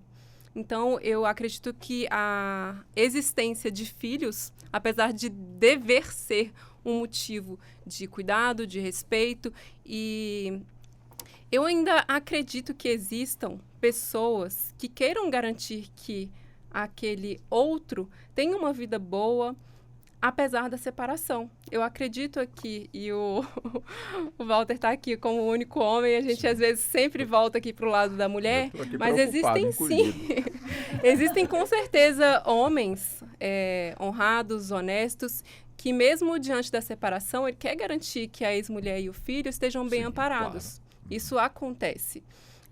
Então, existem esses dois tipos de pessoas. E a gente tem que se prevenir para que a pessoa que é capaz de cometer uma fraude, que comete contra a mulher e contra o filho, não encontre um ambiente favorável para isso. Então, é importante conscientizar que é dever do homem e da mulher garantir que mesmo no rompimento da relação, os dois tenham os mesmos direitos, a mesma condição social para prosseguir a vida. Por que o homem teria direito de ter uma vida mais confortável do que a mulher, do que o filho? Por que ele tem que estar no controle da situação? Não, divide, ele faz a ameação direitinho com o que é direito dela, do seu filho, e segue a sua vida construindo o seu patrimônio. Então, eu acho que a atitude de um pai ou de uma mãe que eventualmente faça uma fraude à partilha é uma atitude covarde, que prejudica ali o outro e o filho também, invariavelmente. Doutora Camila. Ouvi a senhora também nesse aspecto. Deixa eu fazer uma colocação para a senhora. Quer dizer, nós temos, portanto, vamos colocar assim, né? O cônjuge, vamos colocar que é um empresário, uma pessoa que tem os seus próprios negócios, como também nós temos o outro lado. Vamos colocar um servidor público, passou no concurso, uma carreira promissora, enfim, planos de saúde e tudo mais. Aí, de repente, acontece, portanto, aí o divórcio, essa situação toda. E qual é a parte nesses dois segmentos que, de alguma forma, facilita mais para poder, eu não digo esconder patrimônio, mas pelo menos tentar mostrar para outra parte de quem está se separando de que praticamente não tem nada, a não ser o trabalho e o salário, né? Da forma que eu coloquei. Como também tem o outro lado, que é o empresário, que a pessoa não sabe também o que é feito. Já até abordamos, portanto, aqui este assunto. Enfim, qual que é o mais complicado quando as senhoras são chamadas, né, especialistas na área, para poder atuar diante de um caso de divórcio? Qual que é o mais complicado, o mais difícil para poder, de alguma forma, equilibrar, encontrar e fazer justiça de forma assim, sem que um não saia mais do que o outro, que a justiça seja feita? Até o momento nós falamos sobre esconder, ocultar patrimônio. Mas também existem outras formas de fraudar a partilha. Seria constituindo dívidas, por exemplo, cada vez dívidas em cima de dívidas para poder dilapidar aquele patrimônio de alguma forma, para que aquela pessoa seja corresponsável daquelas dívidas, né, que a gente chama de corresponsabilidade. Mas também, dentro do direito de família, é também um serviço que nós, enquanto advogados, temos que fazer, é justamente a investigação patrimonial. Nós só vamos chegar a ponto de localizar todo o patrimônio, verificar se realmente houve alguma fraude, verificar se tem dinheiro na conta, se fizermos essa investigação. Existe a investigação que a gente conhece, que é a quebra de sigilo bancário dentro do processo judicial, que aí vem o Bacen Jude, aí você consegue verificar como é que está essa movimentação bancária, né, essas transações bancárias, porque quando se trata de um empresário, não é igual um empregado, né, eles têm um CNPJ, então ele tem uma movimentação bancária acentuada, talvez, e aí trazendo essa movimentação bancária, você pode estipular um perfil daquela pessoa, um perfil financeiro daquela pessoa, para, evidentemente, fazer uma partilha igualitária. E também tem o trabalho do advogado que a gente pode fazer antes do processo, que é justamente fazer essa investigação, verificar aonde está esse patrimônio, com quem está esse patrimônio. Porque, assim, hoje a fraude à partilha, ela é muito comum quando se transfere para parente. Sogra, irmão, tio, às vezes compra uma casa, não é nem transfere, comprou uma casa, financiou a casa no nome da sogra, financiou a casa no nome do sogro, comprou um carro, mas o meu nome está sujo, eu vou colocar no nome da minha irmã. E aí, constrói esse patrimônio em volta dos terceiros, justamente para não partilhar ali no final. Existem várias formas da gente comprovar no processo que esses bens são de uso, né, que ele realmente utiliza aquele patrimônio, que aquele patrimônio é dos dois. E é por isso que a gente faz esse apelo, de vocês realmente observarem mais sobre o patrimônio que está regido ali entre o casal. Porque hoje é muito fácil esconder patrimônio.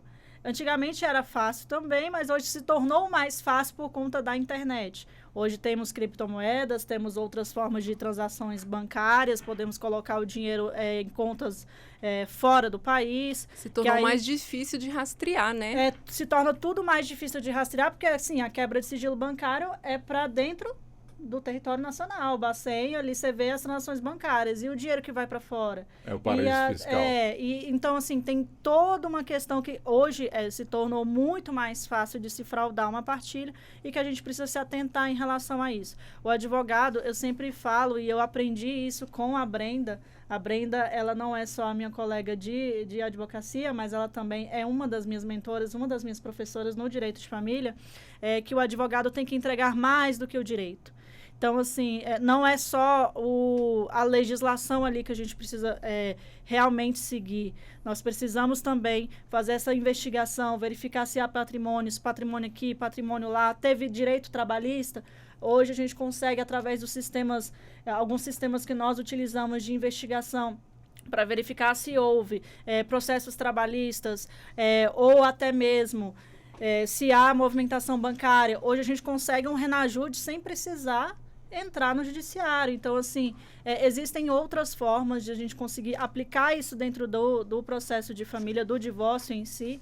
E é uma das formas que a gente tem que utilizar para provar realmente se houve ou não essa fraude à partilha. Doutora Kelly, quer dizer, um divórcio já devidamente concretizado, né, sacramentado, mas de repente, lá na frente, um ano depois, se descobre que aquele divórcio foi injusto porque houve ocultação de bens.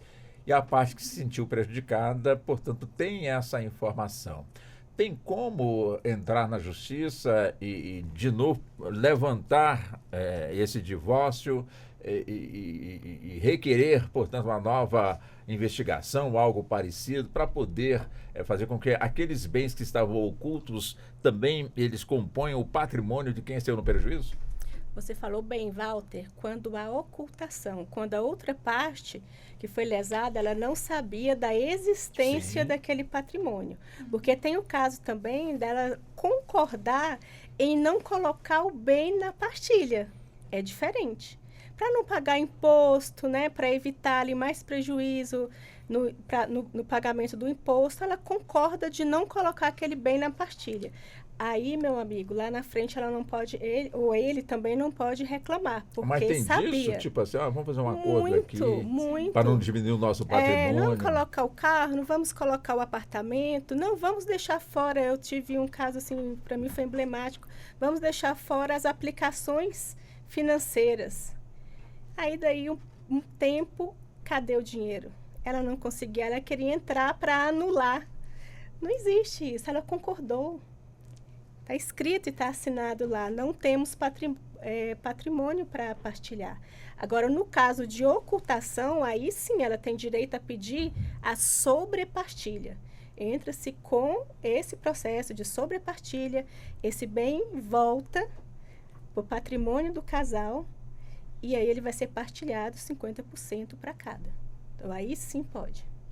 Ultimamente, doutora Brenda, temos também brigas, entre aspas, em relação aos pets. Né? Temos aí o gatinho. Saiu até uma decisão recente, né? Agora. E de repente há uma contenda muito forte entre as partes, porque fica comigo, não, vai ficar comigo, fica com você, enfim. É também uma questão que no divórcio tem que se conversar bastante para evitar que no futuro, até mesmo com o divórcio já devidamente caracterizado, concretizado, venha, portanto, a ter que voltar novamente à discussão? Sim, a gente tem uma decisão agora recente, né, que saiu dizendo que não se trata, a questão dos pets não seria tratada na vara de família, mas na vara civil. De tanta discussão que a gente tem a respeito disso, doutrinadores que falam também a respeito dessa questão, eu até entendia que essa questão de onde seria tratado esse assunto já seria, assim, um ponto superado, que seria realmente na vara de família. Por quê? Porque muitas das pessoas, elas olham para aquele animalzinho e tem muito amor, né, por aquele animal, por aquele pet. E tem, inclusive, casais que não têm filhos e que tratam os cachorros como filhos, gatos como filho, né? E não só isso, tem gente que tem, sei lá, cobra, tartaruga, enfim. Agora, eu tenho uma opinião polêmica em relação a isso, porque, às vezes, uma das partes tem lá aquele amor todo, né, em relação ao animal, adquire um animal na constância do relacionamento e depois, como é que fica, né? Porque, assim, às vezes a outra parte só por meio de uma vingança, que ela nunca teve nenhum relacionamento ali. Não, relacionamento tem com o cachorro porque tá ali dentro da casa, né? Mas eu digo assim, não tem nenhum apego, não tem nada afetivo em relação a isso.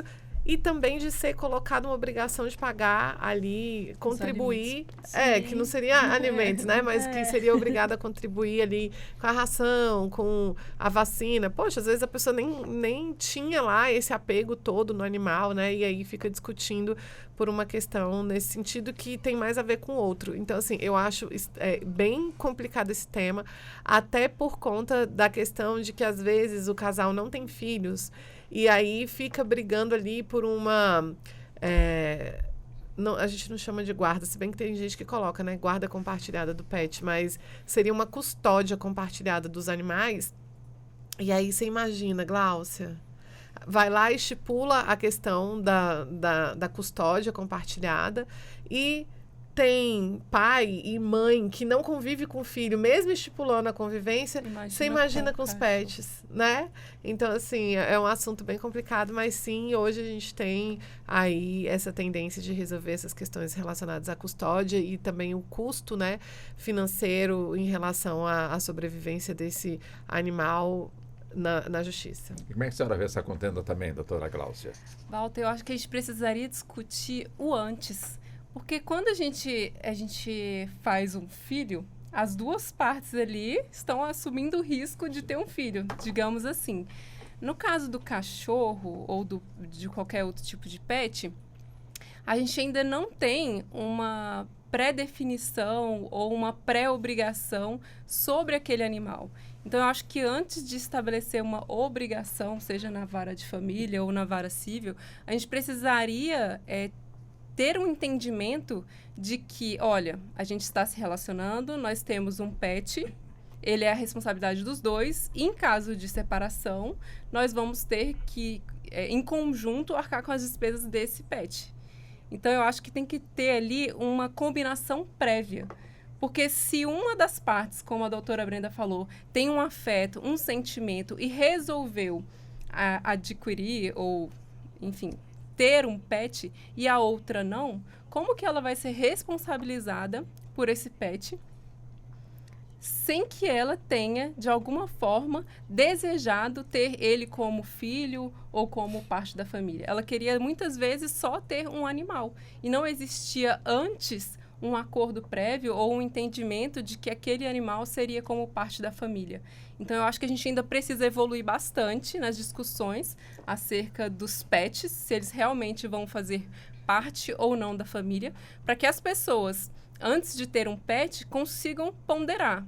Eu realmente não quero ter um filho e quero ter um pet com o qual eu vou ter as mesmas responsabilidades que eu teria se tivesse um filho.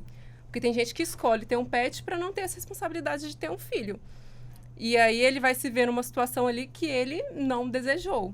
Então, eu acho que a gente precisa evoluir essa discussão, inclusive para proteger os pets. Entendi. Doutora Camila, deixa eu levantar aqui um assunto.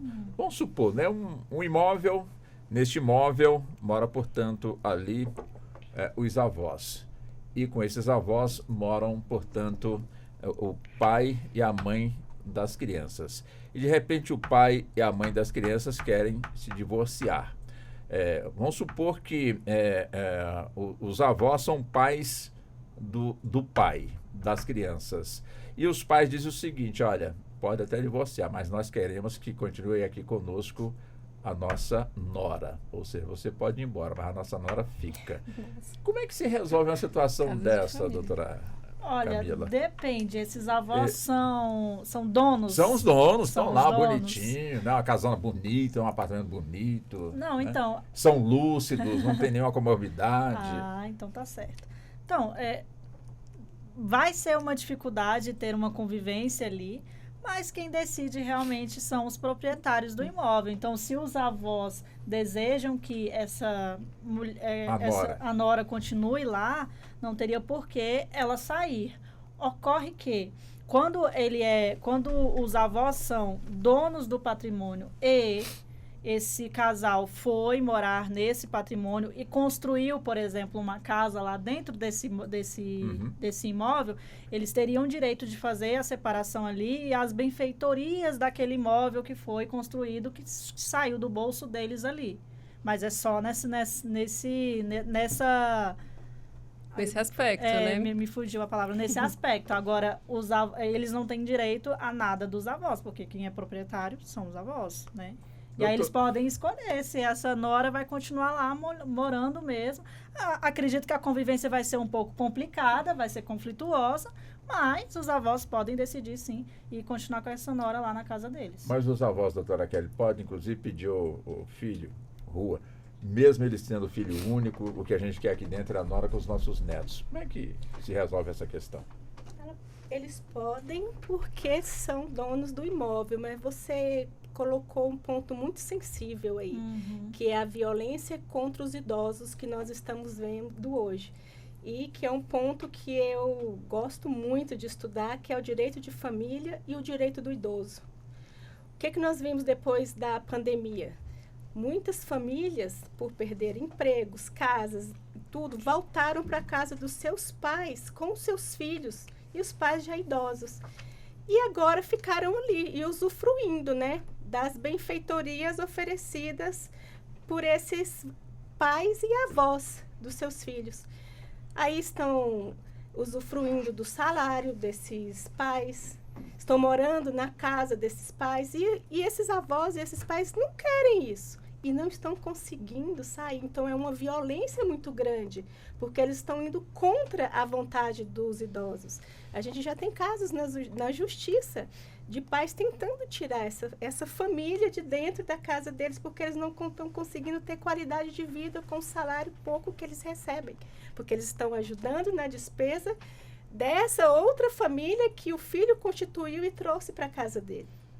Então, isso é uma violência muito grande. Eu acho que cabe até um programa inteiro, só para a gente falar disso daí, que é muito sério. E quando a gente coloca nessa discussão as pessoas com deficiência, a situação aí se agrava mais um ainda. pouco, né, Walter? A gente vê em muitos casos de idosos, pessoas com deficiência já idosas que estão sendo abandonadas pelos seus familiares, porque o pai e a mãe faleceram. Porque idoso o pai, idoso a mãe, idoso o filho. E eles ficam no cuidado de irmãos. que não foram preparados, não foram sensibilizados para cuidar daquele irmão com as necessidades especiais e abandonam em casas de repouso. Ah, Kelly, é porque eles não têm dinheiro para cuidar? Não, e ainda fica com a pensão que aquela pessoa idosa recebe do pai ou da mãe. Então, é uma situação ainda mais agravada de violência contra o idoso dentro da família. Esse assunto de família, né, doutora Brenda, não se esgota, né? A gente Não, puxa não. daqui, puxa dali, tem sempre tema para a gente aprofundar. Né? Inclusive, agora a nova moda, não sei se vocês viram na internet, são os filhos pegarem os pais idosos e abandonar na porta da casa dos irmãos, né? Como se fosse coisa. Inclusive, tiveram 2 casos recentemente que viralizaram na internet. Com saco Então, de, assim, com saquinho, com as roupinhas do saquinho, jogou lá, bateu palma, pegou o carro e foi embora. Meu Deus Ai, do que céu. tristeza, gente. Porque a gente Que encontra, falta de humanidade. primeiro que assim, a nossa sociedade em si, né, tá muito focado na questão da produtividade. Então, se Sim. você já não serve mais para mim, já não faz mais para mim, Não é útil. Né? não é mais útil para mim, então eu também não vou gastar meu tempo com você. E aí a gente também vem de outras questões, como, por exemplo, às vezes essas crianças também, que hoje são adultos, né, foram criadas também sem esse vínculo afetivo tão forte, né? Às vezes não tinha tanta presença e a participação dos pais, e por isso pode ser que não tenha, mas que também, vamos deixar claro, que nada justifica. E o grande problema é que quando se torna idoso, você vê, uma mãe é para 10 filhos, mas 10 filhos não é para uma mãe e para um pai. É verdade. E aí, o que acontece? Muitas vezes tem lá uma família numerosa, da quantidade enorme de filhos, e aí sempre é um que está ali pagando a pensão, pagando pensão não, custeando, cuidando, né? E a gente sabe, né? A Kelly, que trabalha com isso, principalmente com essa questão de deficiente, ela sabe que você cuidar de uma outra pessoa, muitas vezes significa abrir mão de si mesmo e é cansativo. Então, mães de crianças deficientes, né? Atípicas. Isso. Elas ficam extremamente cansadas e sozinhas. Então, agora a nova moda é essa, abandonar os idosos, né? A Kelly também pode falar um pouco a respeito dessa questão do divórcio quando tem aí as crianças com deficiência, que aí geralmente, quando tem, né, Kelly, geralmente acontece o divórcio mesmo, são poucos os casais que realmente permanecem e geralmente a responsabilidade fica para a mãe, né? Hoje nós temos pesquisa que cerca de 70% dos pais, eles somem. Eles desaparecem depois de uma separação e têm filhos com deficiência. Todo o encargo de cuidado fica para a mãe. Então, é muito cansativo. E tem também o fato que muitos pais pagam a pensão, não é presente. Quando esse filho com 18 anos, faz 18 anos, eles entram para pedir a exoneração da pensão, porque ele não está trabalhando, porque mesmo ele com deficiência? Não está na faculdade, então ele não tem obrigação, mesmo com deficiência. Aí essa mãe tem que lutar novamente, né, para provar que esse filho não tem condições de se sustentar sozinho, ele não vai entrar, não está na faculdade, porque ele não tem condições para isso. Então, é uma luta muito grande e é uma luta que ela vai perdurar, né? Porque esse filho, ele não vai ter condições de chegar onde aquele pai ou aquela mãe sonhou que ele chegasse. Ele chega muito longe? Ele chega muito longe. Mas ele não vai chegar onde os pais sonharam e ele vai precisar de cuidados o resto da vida. Então, ele vai precisar receber a pensão alimentícia para o resto da vida. E aí você imagina numa situação dessas, ainda no caso de divórcio, a pessoa fazer endividamento para reduzir o patrimônio também, para dizer que não tem condições de pagar a pensão alimentícia, fazer fraude societária, ou seja, muitas vezes sai da sociedade que fez parte milhares de anos, que é para não ter que partilhar aquilo, sabe? Então, além de tudo isso, ainda sai sem estrutura nenhuma, né? Nenhuma. E isso é muito triste, né? Às vezes tem uma empresa, a vida inteira aquela empresa deu lucro, de repente essa empresa começa a dar prejuízos, a ir para o negativo. de repente aparece outra empresa espelho, igualzinho, com o mesmo objeto essa que já foi esvaziada, já está cheia de dívidas, e até os funcionários que era daqui está aqui nessa outra empresa, só que em nome de outra pessoa, em nome de terceiros. Então, olha a importância de um advogado especialista, para ele fazer esse caminho dessa fraude, para ter indícios dessa fraude, para mostrar para o juiz que isso daqui foi fraude e que essa mulher, ela tem direito a esse patrimônio também. Doutora Glaucia, é para desconfiar quando numa separação, um divórcio, alguém chega, não, a casa pode ficar para você, eu não preciso, né? Eu sou uma pessoa ótima, cristã, vou deixar a casa para você, eu não quero nada da casa. Quer dizer, é para desconfiar? Eu acredito que sim. Quando o santo é bom demais, a gente desconfia. Verdade. Então, eu já vi um caso, por exemplo, que o rapaz estava sendo generoso demais. Eu falei, tem alguma coisa errada? Ah, não, ele me deu um apartamento, uma casa e um carro, tá ótimo, tá maravilhoso. Aí eu falei, tá bom. E da onde que ele tirou esses bens? Você tinha eles antes? Ele não, ele me deu, era do pai dele, ele me deu para eu seguir a minha vida. O que o rapaz fazia? Ele pegava, ele trabalhava na empresa do pai dele, mas que de fato ele era sócio, agia como sócio, e tudo era do pai dele. Então, ele estava ali ocultando o patrimônio dele, que ele estava construindo numa empresa em nome do pai dele. E aí, quando ele foi se divorciar, ele deu bens para ela muito inferiores em relação ao faturamento, pelo faturamento anual da empresa. A gente percebia que os bens que ele deu para ela foram um troco. Mas ela não tinha a mínima noção nem de quanto ele faturava, nem do acervo patrimonial ali daquela empresa e nem de qual seria a cota-parte do marido. Então, ela estava completamente alheia à vida patrimonial da empresa, da qual o marido fazia parte verdadeiramente como um sócio, mas que ele fingia, simulava que era apenas um funcionário, um trabalhador. E com isso, essa é a verdadeira fraude que a gente faz com os parentes, né? Que tá no nome do pai, tá no nome da mãe, a empresa não tá no nome dele. E aí, quando ocorre uma separação, ela não sabe, de fato, ao que ela teria direito. Então, ela acha que ele está sendo generoso, mas, de fato, ele está proporcionando um valor muito inferior ao que ele deveria dar para ela. A Glaucia me fez lembrar de uma situação que eu atendi. O cliente veio para mim por conta de uma questão de pensão alimentícia. E aí eu fui analisando a situação e ele começou a parar. Ele tinha aceitado tudo no divórcio. Tinha aceitado o valor da pensão que tinha sido estabelecida e tal. E quando saiu o formal de partilha, ele parou de pagar a pensão alimentícia. Quando eu fui olhar o divórcio, aí estava lá, vai ficar com uns bens, uns imóveis ali, né? Uns terrenos, na verdade. Cada um vai ficar com 2 empresas.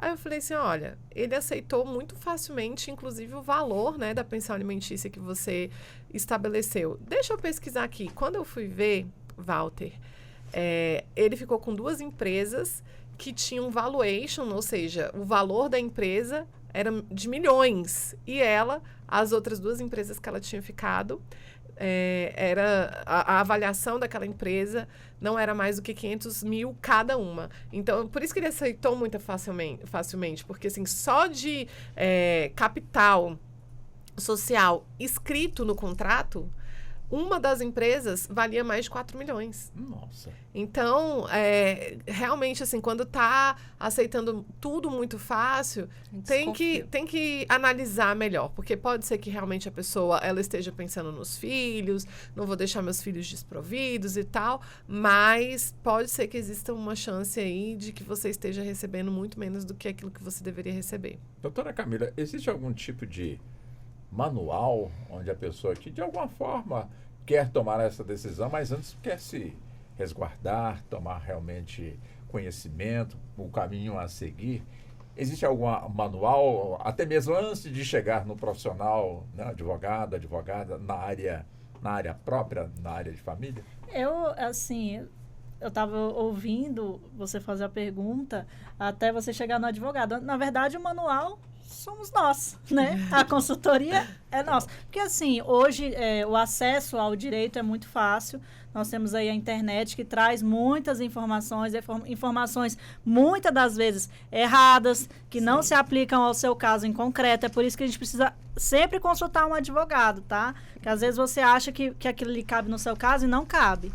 Esse negócio de ir no Google consultar ali não é bom você São consultar. muitas informações e o público leigo ele não consegue filtrar essas informações e entender o que cabe ali no caso dele e o que não cabe, né, doutora? Exatamente. Aí, nós somos os manuais, né, dos nossos clientes. Então, assim, consultar um advogado antes da decisão do divórcio, ou até mesmo você está decidido em fazer o divórcio, você quer saber mais sobre o seu direito, né? O que você tem direito ali na partilha sobre os filhos, o ideal é você sempre consultar um advogado que seja especialista na área, porque como a gente sempre fala, né? Se você tiver um problema de coração, você não vai no clínico geral.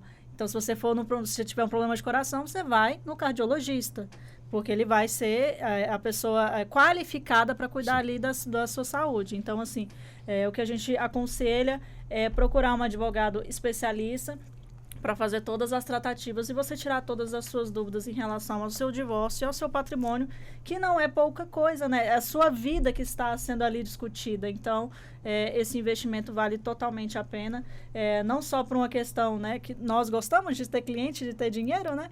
Mas também para você também vai ser de grande valia. Bom, eu tenho uma triste notícia para a senhora. Não creio. Pode acreditar. O nosso tempo está acabando. Agora que está ficando bom, né? E eu começo com a senhora, doutora Kelly. 1 minuto e 5 segundos. Olha, estou sendo generoso. 1 minuto e 5 segundos. Para as considerações finais, eu começo com a senhora. Agradecer a oportunidade de estar do seu lado e ao lado de advogadas de excelência, né? Agradecer a doutora Brenda, minha mentora, pelo convite também para estar aqui, a Gláucia, a Camila, que fazemos parte aí da comunidade Girassol. Quero também fazer meu merchan, né? Sigam lá, eu tenho um podcast com a minha amiga Vanessa, que a gente trata justamente do direito de família. Uma mulher bem formada é uma mulher forte, né? Pode sim, senhora, _ nos sigam lá, @AssunçãoKelly no Instagram, que também temos lá vários assuntos que vão interessar a mulherada aí no seu direito. E gostaria também de falar da PAI. Atendo também. Ah, bom. Tá. E a PAI, evidente, a nossa produção já nos avisou aqui que nós vamos fazer um programa na PAI. Vamos fazer um programa na PAI, né? Ótimo. E quem estiver nos ouvindo aí, vocês devem ter me visto na televisão essa semana, pedindo doações para a PAI. Eu na faço TV Globo, foi? TV Globo. Ah, tá certo. Mas você é meu preferido.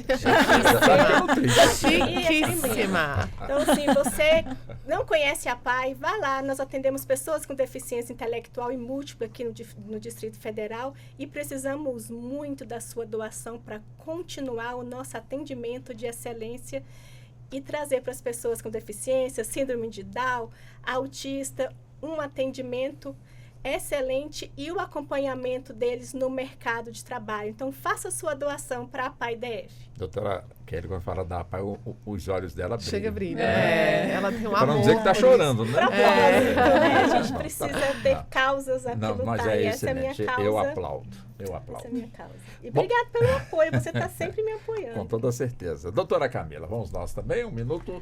Sim. Deixa eu ser mais generoso com a senhora. Ao invés de 1 minuto e 5 segundos, 1 minuto e 15 segundos. Olha só, gostei, adorei. Eu queria agradecer o convite, agradecer ao Valdo que estava aqui conosco, agradecer a todos vocês que estão aqui comigo. É um grande prazer estar ao lado de advogadas que eu admiro tanto. No meu Instagram eu trago um pouco de entretenimento, um pouco de direito, trago informação também, então siga lá meu Instagram, Camila Farias, _ aquele tracinho que tem lá embaixo, você faz aquele tracinho, _ ADV, lá eu trago informação para as mulheres, atendo mulheres, eu tenho esse posicionamento de atender só mulheres, não é preconceito com os homens, mas eu tenho esse posicionamento de atender só mulheres, então lá eu trago informações para as mães, para mulheres em situação de violência doméstica. Então, você que tem interesse de saber sobre o seu direito de uma forma leve, de uma forma tranquila e divertida, me acompanhe lá no Instagram. E é isso, eu agradeço a oportunidade e espero vir mais vezes, né, aqui. Sim, com certeza, porque o assunto não se esgota. Inclusive, esse aí da mulher em situação de violência, infelizmente, está num crescente, não é? Infelizmente. Mas nós vamos também entrar, quer dizer, estamos sempre nesse assunto e vamos voltar brevemente também nesse ponto.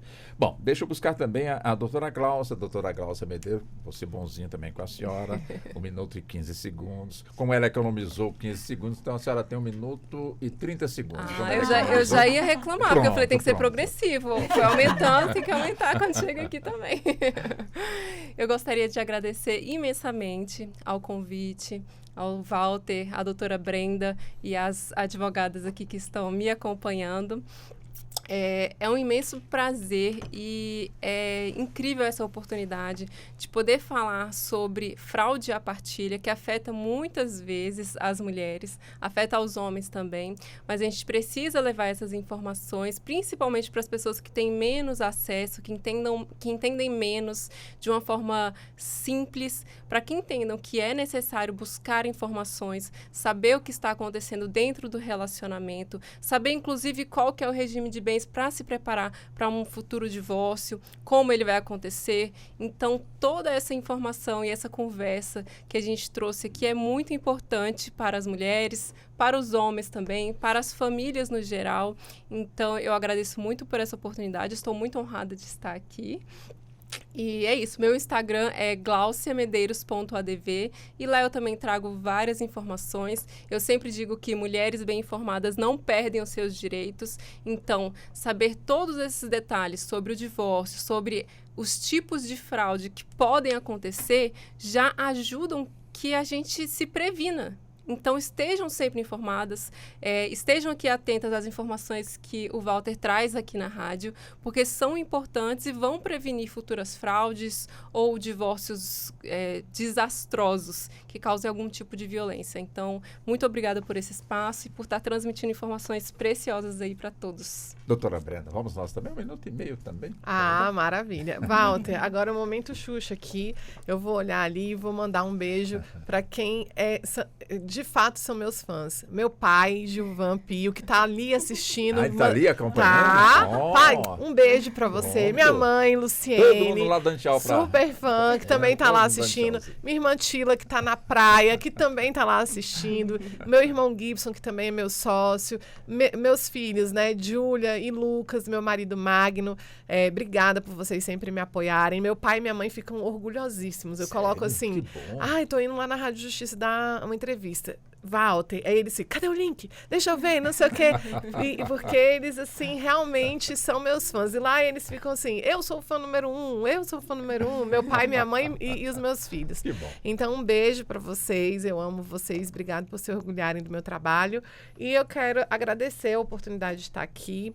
Para mim é sempre uma grande conquista, de verdade, porque a gente sabe, né, que estar neste lugar aqui é um local de reconhecimento também. Afinal de contas, a gente está aqui no Supremo Tribunal Federal, na rádio, né, que traz aí, que transmite essa questão da justiça. Então, vocês jamais colocariam qualquer advogado aqui dentro. Então, para a gente é um reconhecimento imenso e uma alegria enorme de estar aqui com você, né? Um beijo para Ana também, que é produtora aqui.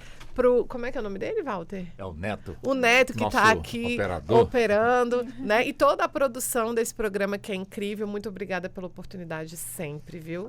Tá muito bem. Deixa eu fazer uma tietagem aqui também. Mandar aqui um beijo para a dona Beth, que nesse momento está lá em Formosa, nos acompanhando também. Dona Beth, que é a mamãe aqui da doutora Kelly, e está sempre acompanhando a Rádio Justiça. Muito obrigado, viu, dona Beth? E continue sempre aí nos acompanhando. E que é sua fã, né? Fico mais feliz aí. Tá muito bem. Doutora Kelly, um abração para a senhora. Muito obrigado pela gentileza. Eu que Tá agradeço, bem? Walter. Doutora Camila, da mesma forma, também um bom fim de semana. Muito obrigado pela atenção Muito aqui com a obrigada. Rádio Justiça. Doutora Gláucia, também muito obrigado. Até o nosso próximo encontro aqui na nossa emissora. Eu aguardo ansiosamente. Muito obrigada. Que bom. Doutora Brenda, da mesma forma. Muito obrigado. Eu que pela agradeço. gentileza. E não esqueçam de me acompanhar lá no Instagram, @advogada de família, TikTok e YouTube. Tá Obrigada. muito bem, tá muito bem. Pois bem, assim chegamos ao fim da edição de hoje do nosso Justiça na Tarde Debate, que teve a minha apresentação. Me apresento, sou Walter Lima. A produção é de Ana Cláudia Possati, trabalhos técnicos do Neto Silva e a coordenação de jornalismo hoje com a nossa Luísa, né? É isso aí, né? Marcela Luísa. Muito obrigado, portanto, a você que está sempre aí sintonizado e nos acompanhando. Um excelente fim de semana. Segunda-feira estaremos de volta. Até lá. A Rádio Justiça apresentou Justiça na Tarde. Secretaria de Comunicação Social, Supremo Tribunal Federal.